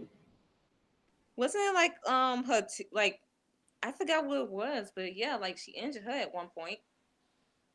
If it's a shoulder, I ain't gonna be surprised. Bro, is it safe to say that Ronda Rousey is more reckless than Nia Jax? In her first year, go that far. In her first year of wrestling, Nia Jax is injured a lot. Nia Jax has injured a lot of people, but that's over a 3-year span. Ronda has injured half the roster in just her first year. Oh. And I'm like, yeah, I get like everyone wants Ronda back because they put more focus on the women when Ronda was here and she had spotlight and star power. But is it worth it when she's injuring half the fucking women on the roster?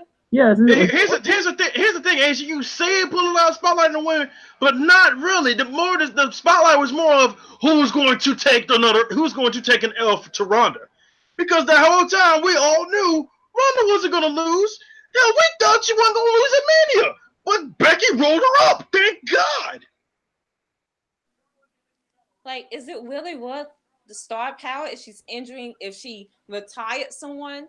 She caused Sasha to have shoulder problems. Ruby is out for like God knows how long. You already have the star power. You have Becky Lynch. Exactly. Honestly, you don't need Ronda anymore. Like the only reason I would see you bringing Ronda in is if you would have her feud with Shayna. Like, did Ronda Shayna don't even need that. Shayna has Becky. Like, did heel exactly? Here's the thing: heel Ronda, yes, it brought a lot of excitement to the division, but that was mostly because of Becky. That feud was the exciting part. If Ronda doesn't have, and again, that part where Becky legitimately worked Ronda into a shoot. Yeah, and here's the thing: like, outside of the Becky feud, is Ronda really going to be that interesting or entertaining outside of that feud? Because that was really what made her like interesting. Was the Becky stuff. But besides like getting the Fox deal, like Ronda wasn't even bringing in numbers like that. She wasn't a draw. Like she's a draw in terms of the Raw ratings were the same as they ever were. If anything, they were going down because at that point in time they kept having Corbin main event shows. Well, yeah. Well, I mean, I'm just saying Ronda has no impact on the ratings whatsoever. No, yeah, I get what you're saying. No substantial impact. Yeah. So it's like, what's the point? But to answer your question, Nation, no, it is not worth it because what good is there having star power in your division when everyone in that division is injured? Yeah, what if you don't have a division left? Then what's the point? Yeah, what would be the point of having a star in the division when there is no division? Fucking hell! What if she injured Becky? I'm surprised she didn't. I'm surprised she didn't either, especially with how mad she was at her. I swear, the way when she beat up Omega, I'm surprised she didn't bust her face open when she hit her with that knee. Wait, didn't she get like a little bit of blood? No. Oh, she didn't. Oh yeah, no, that was just a regular beatdown. Yeah. If anything, she just hurt herself more because remember she kicked that fucking window.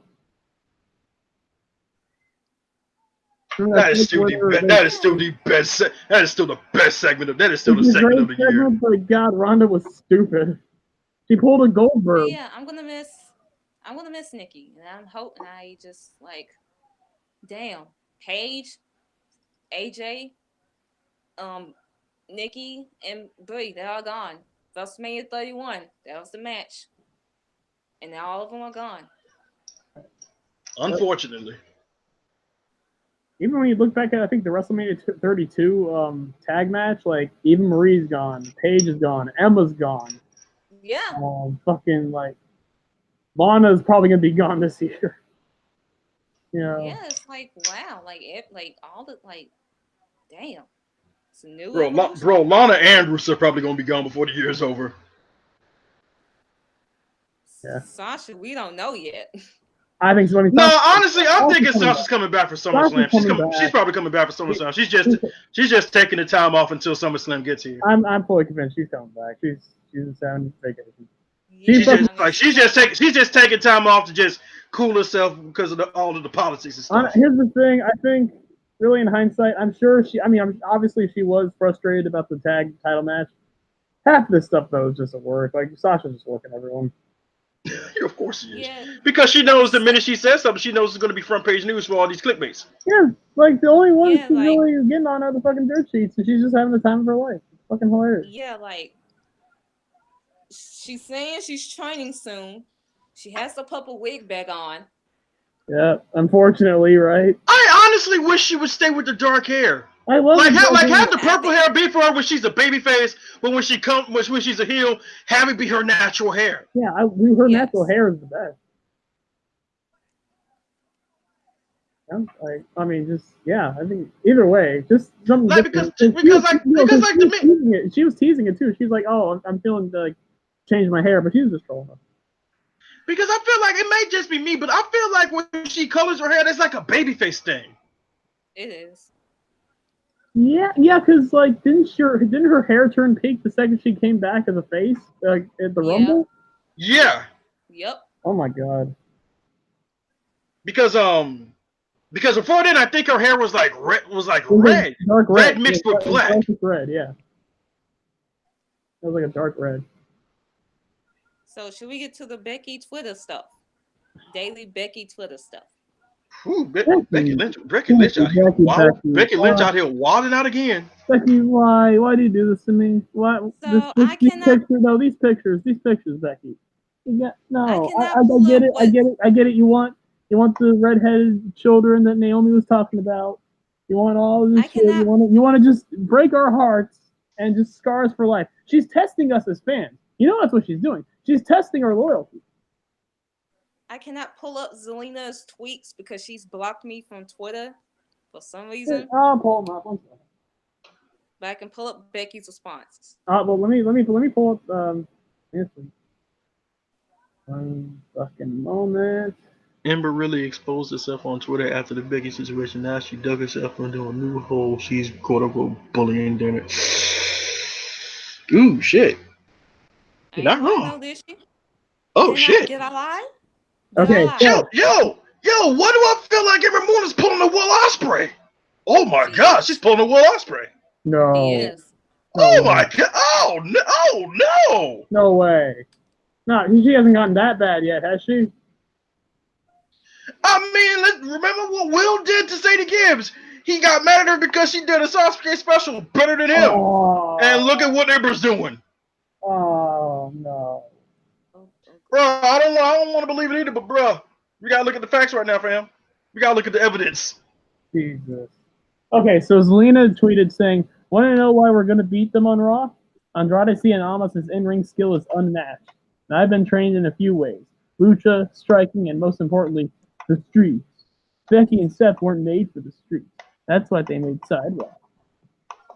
And Becky just, And quick thing, quick critique. No one is made for the streets until they're on the streets. were you on the streets, Zelina? Becky, I don't reply, know. but I'm gonna battle you if you keep making nonsense in your tweets. I'll drag you backstage after and knock the door with your face. Knock that door. The Alistair Black Oh, reference. the Alistair Black reference. He's Meanwhile, married to Alistair Black is like, bro, can someone please just knock on my door? And then Zelina basically saying, "Want to know? Oh wait, no, that's good. That's good. Okay, right here. Okay, yeah, it's pretty straightforward, but expecting reading with a degree of understanding from someone who's obsessed with everyone else's man but her own, i.e., role plays a poor man's Conor McGregor, rips off Steve Austin, sad versions of the Rock Bottom, might have been a bit too much. My It bad. is not a rock bottom, you midget! Wait, It is before we a get to pump that, handle Uranagi!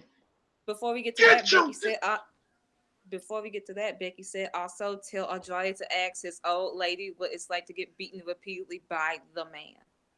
There's Bro, always I swear, people started... Bro, I swear, for some reason, I don't know why, but people started thinking that Becky was talking about Andrade's moms. I was like, no, man! She talking about Charlotte! I mean, she called her old lady because Charlotte's kind of old. No, but old lady has always been a word for like girlfriend, like especially like in the black community. Like whenever we talk about our girlfriends or our wives or significant others, we call them our old lady. All right, but I guess they were thinking old lady as in literally old, as in mother. No, old lady as in his significant other. No, Becky wouldn't go that far. Come on now. Jesus Christ. Are you sure about that? She hasn't yet. No. No, she's not gonna fucking rip on someone who's dead, who just died. Come on now. Sure. She'll get on someone who's injured. She'll get on someone who maybe died like years ago, but not this recent. I'm positive. All right. I'm positive. Becky, I hope you. Becky, please. Becky, please tell me that this is true. But yeah. And then basically, Becky's saying, now compare your first tweet to this one.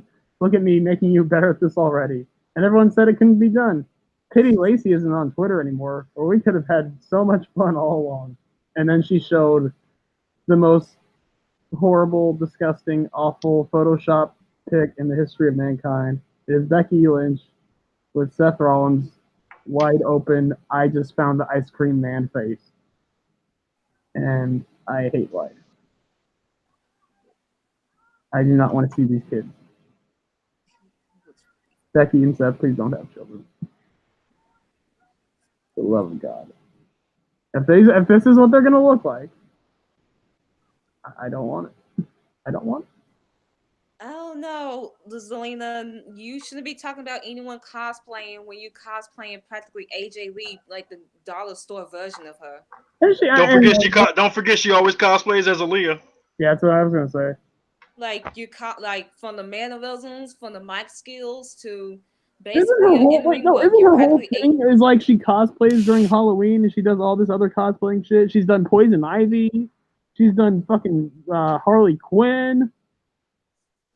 Like I think she was also Jade from Mortal Kombat too. Yes, she was. I think multiple times. So yeah, you're one to talk.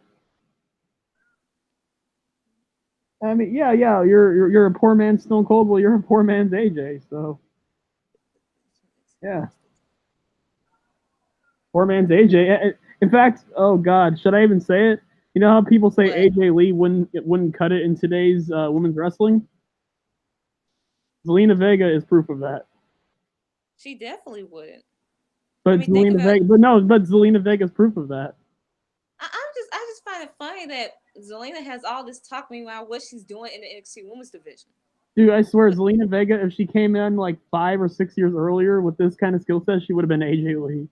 Well, what was my tweet? What was my tweet? I need to go And find. I'm my a tweet fan of yesterday. AJ, and I'm saying this.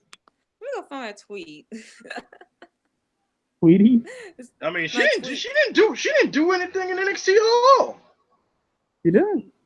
You know the tweet I said about Zelina earlier today? Oh, yeah, the one where you're dragging her, yeah. Let me go find it. What did I say? I don't know. I You had a just good. dragged her. It was a good drag too. Good lord.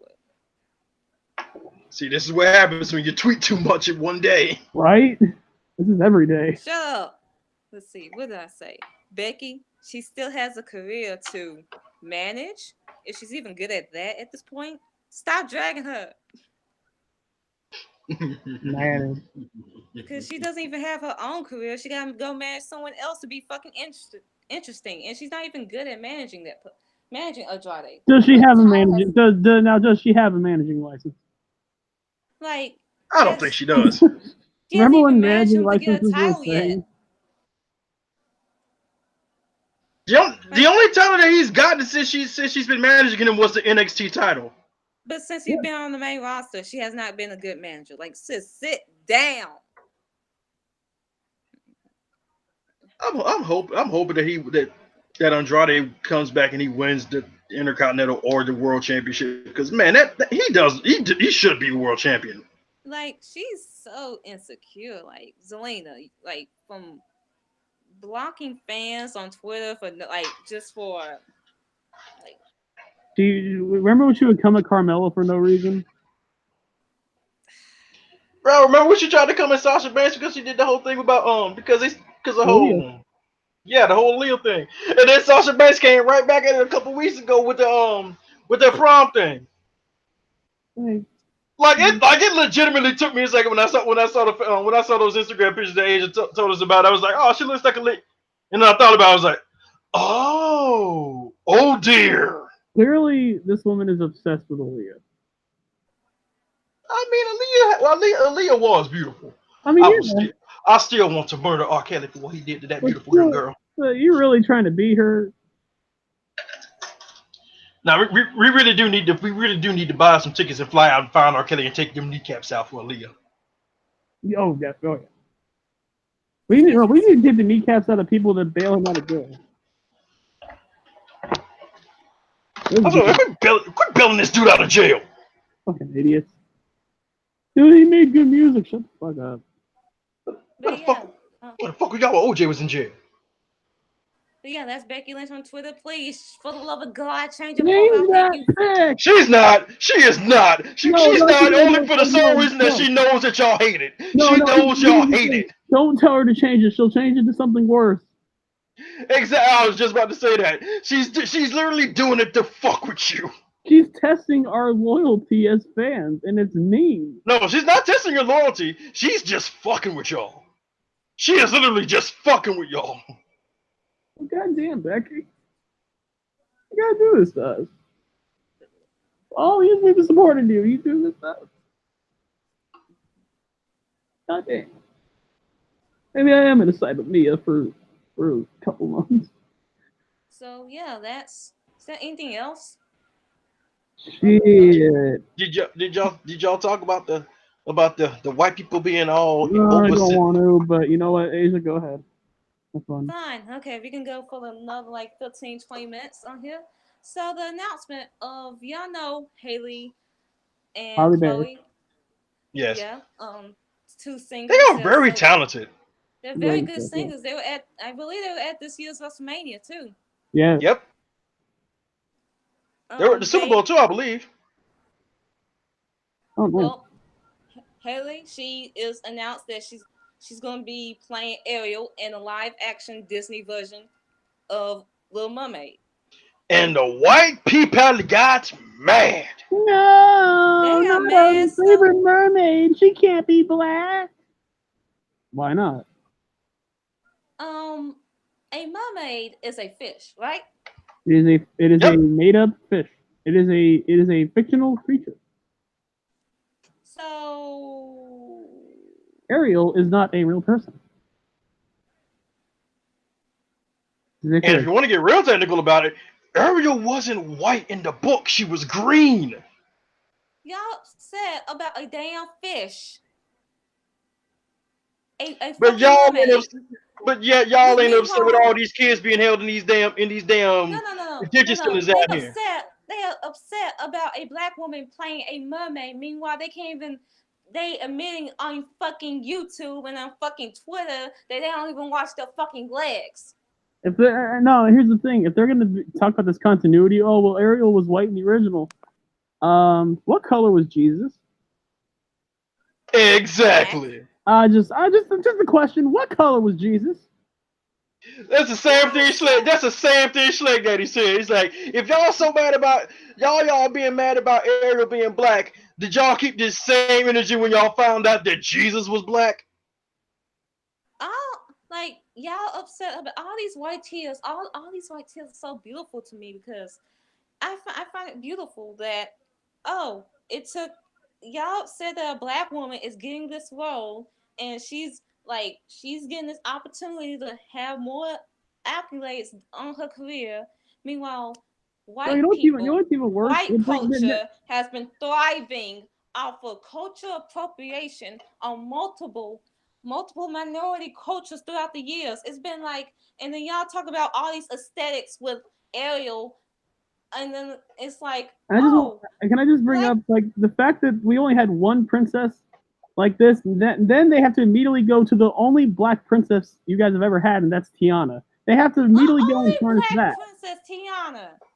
Well, Talk about what if a white woman played Tiana's like, bro? It's not Tiana's fucking thing because Tiana was actually about a black person in real life and her struggle. Actually, exactly, it's integral to the story. Ariel's skin color is not.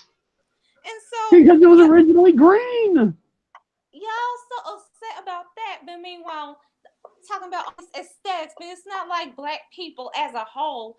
Throughout the years, throughout the decades, we have to fucking go through not fitting the aesthetics of fucking society, not having blonde hair, blue eyes, and not being ratchet and having to fit the standards of being white.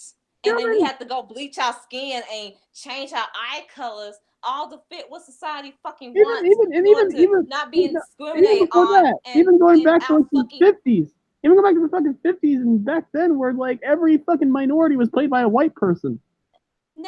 Even then, let's go back a little bit more to then.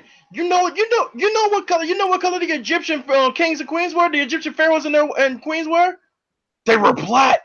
What? Guess who played them in the movies? Were they black people? No. Were they Egyptians? No. It's Pat Boone looking motherfucker.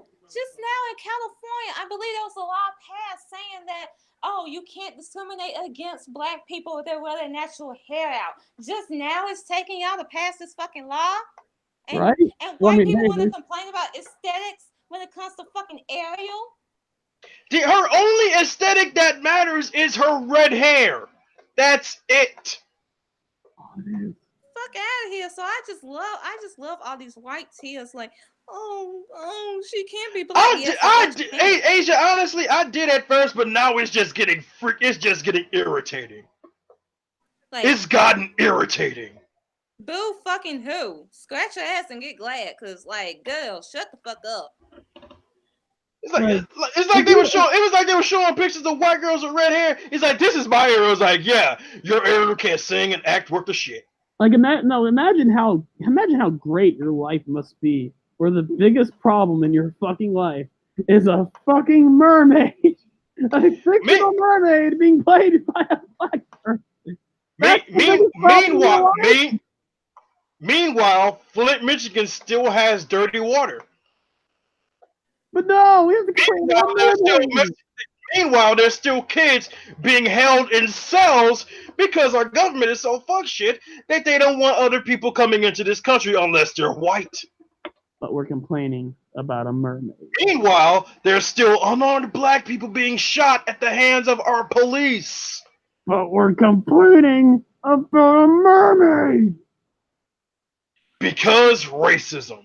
Because There is literally no excuse this time. You literally outed yourself. You know what you can do? Not watch the movie. That's what I'm saying. Motherfuckers, just don't watch the movie. Isn't that hard? Apparently, to them it is. I just love it. It's just beautiful. See, I wasn't even gonna watch the movie at first. Now I'm watching. I'm going to watch the movie now. Dude, you know what? You guys did a better job of promoting this movie than anyone else could have. Because now with your hatred, I want to watch this movie. I will be 100% with y'all. I didn't even know this existed until white people start bitching and complaining about it. I was like, wait. I probably would have forgotten about it. Actually, Little Mermaid coming up? What? I probably would have forgotten about it, but not anymore. I'm not going to forget about it now. I swear, I was like, wait, there's a live action Little Mermaid coming up? Ariel's black now? What? That is. Wait, she's Halle Berry. She's Halle. What? Oh, that is dope. I'm watching it. I love the design of the character. It looks great. It's like everything about it's great, but nah. Like white people out here complaining and this is just like, and. Christ. And then this assumption that they're worried about political correctness, meanwhile they're not working on like making the movie good. Well, watch the movie first. I'm sure the movie's gonna be great. What if the movie's great? Then what are you gonna say? Then what's your excuse? Like, bro, hang on. Let me find Silas Young's tweet because Silas Young said something that resonated with me. Hang on. It's either he says something really great or really stupid. No, it was actually really great. Okay. I mean, the stupid stuff's usually in character, but yeah. Okay, here it is. Silas Young. Come on now.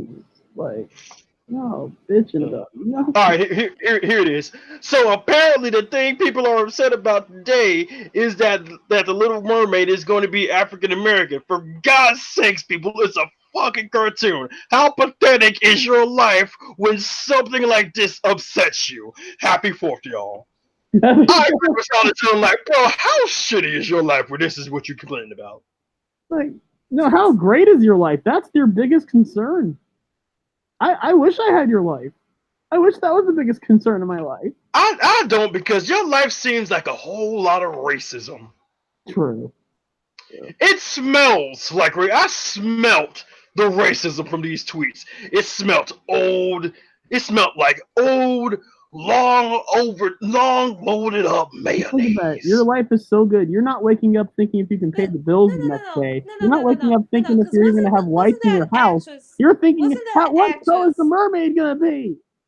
Wasn't that actress a couple of years ago named Scarlett Johansson that played like this Japanese character, and she was basically white? Yeah, and the Ghost in the Shell remake, the Ghost in the Shell live action film. Yeah.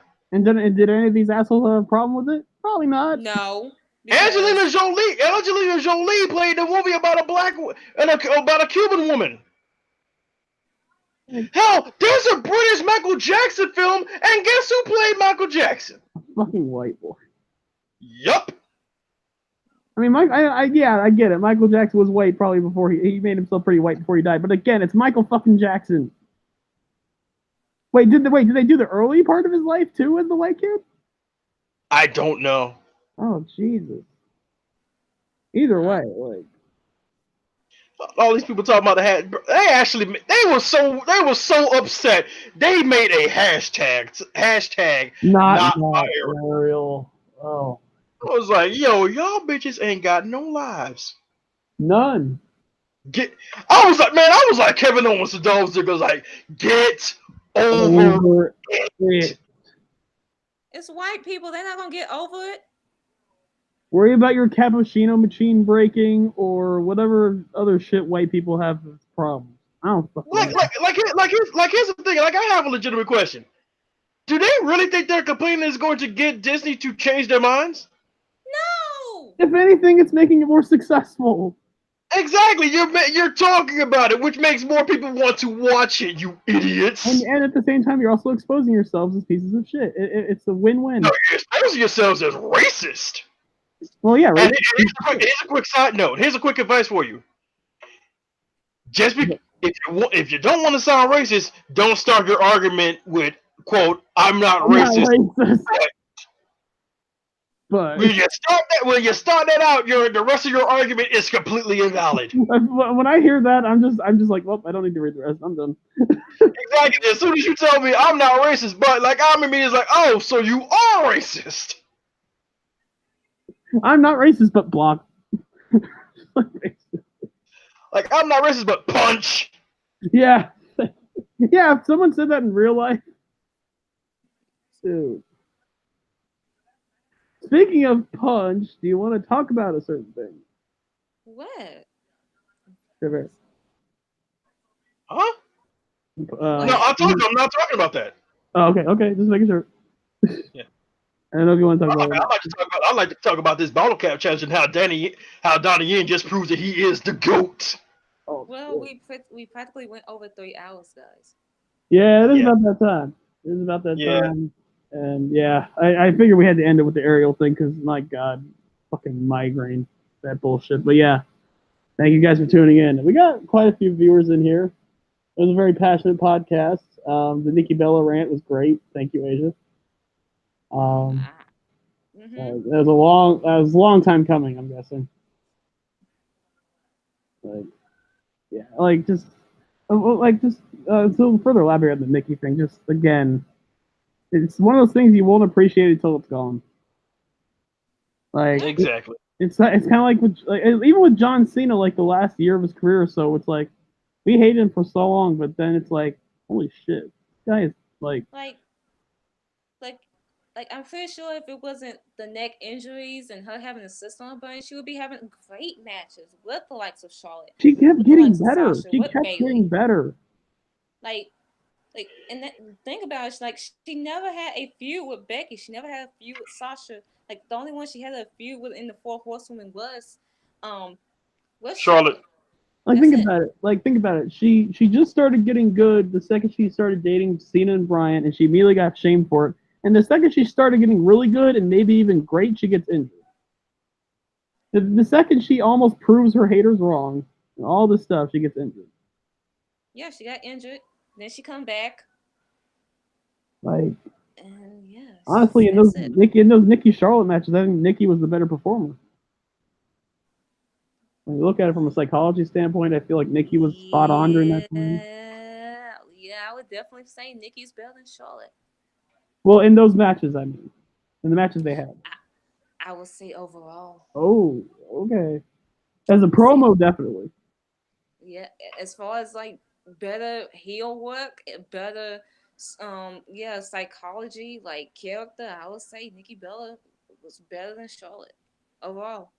Wow. Hey. Marketing, draw. Oh, Bellalution. Yeah, marketing.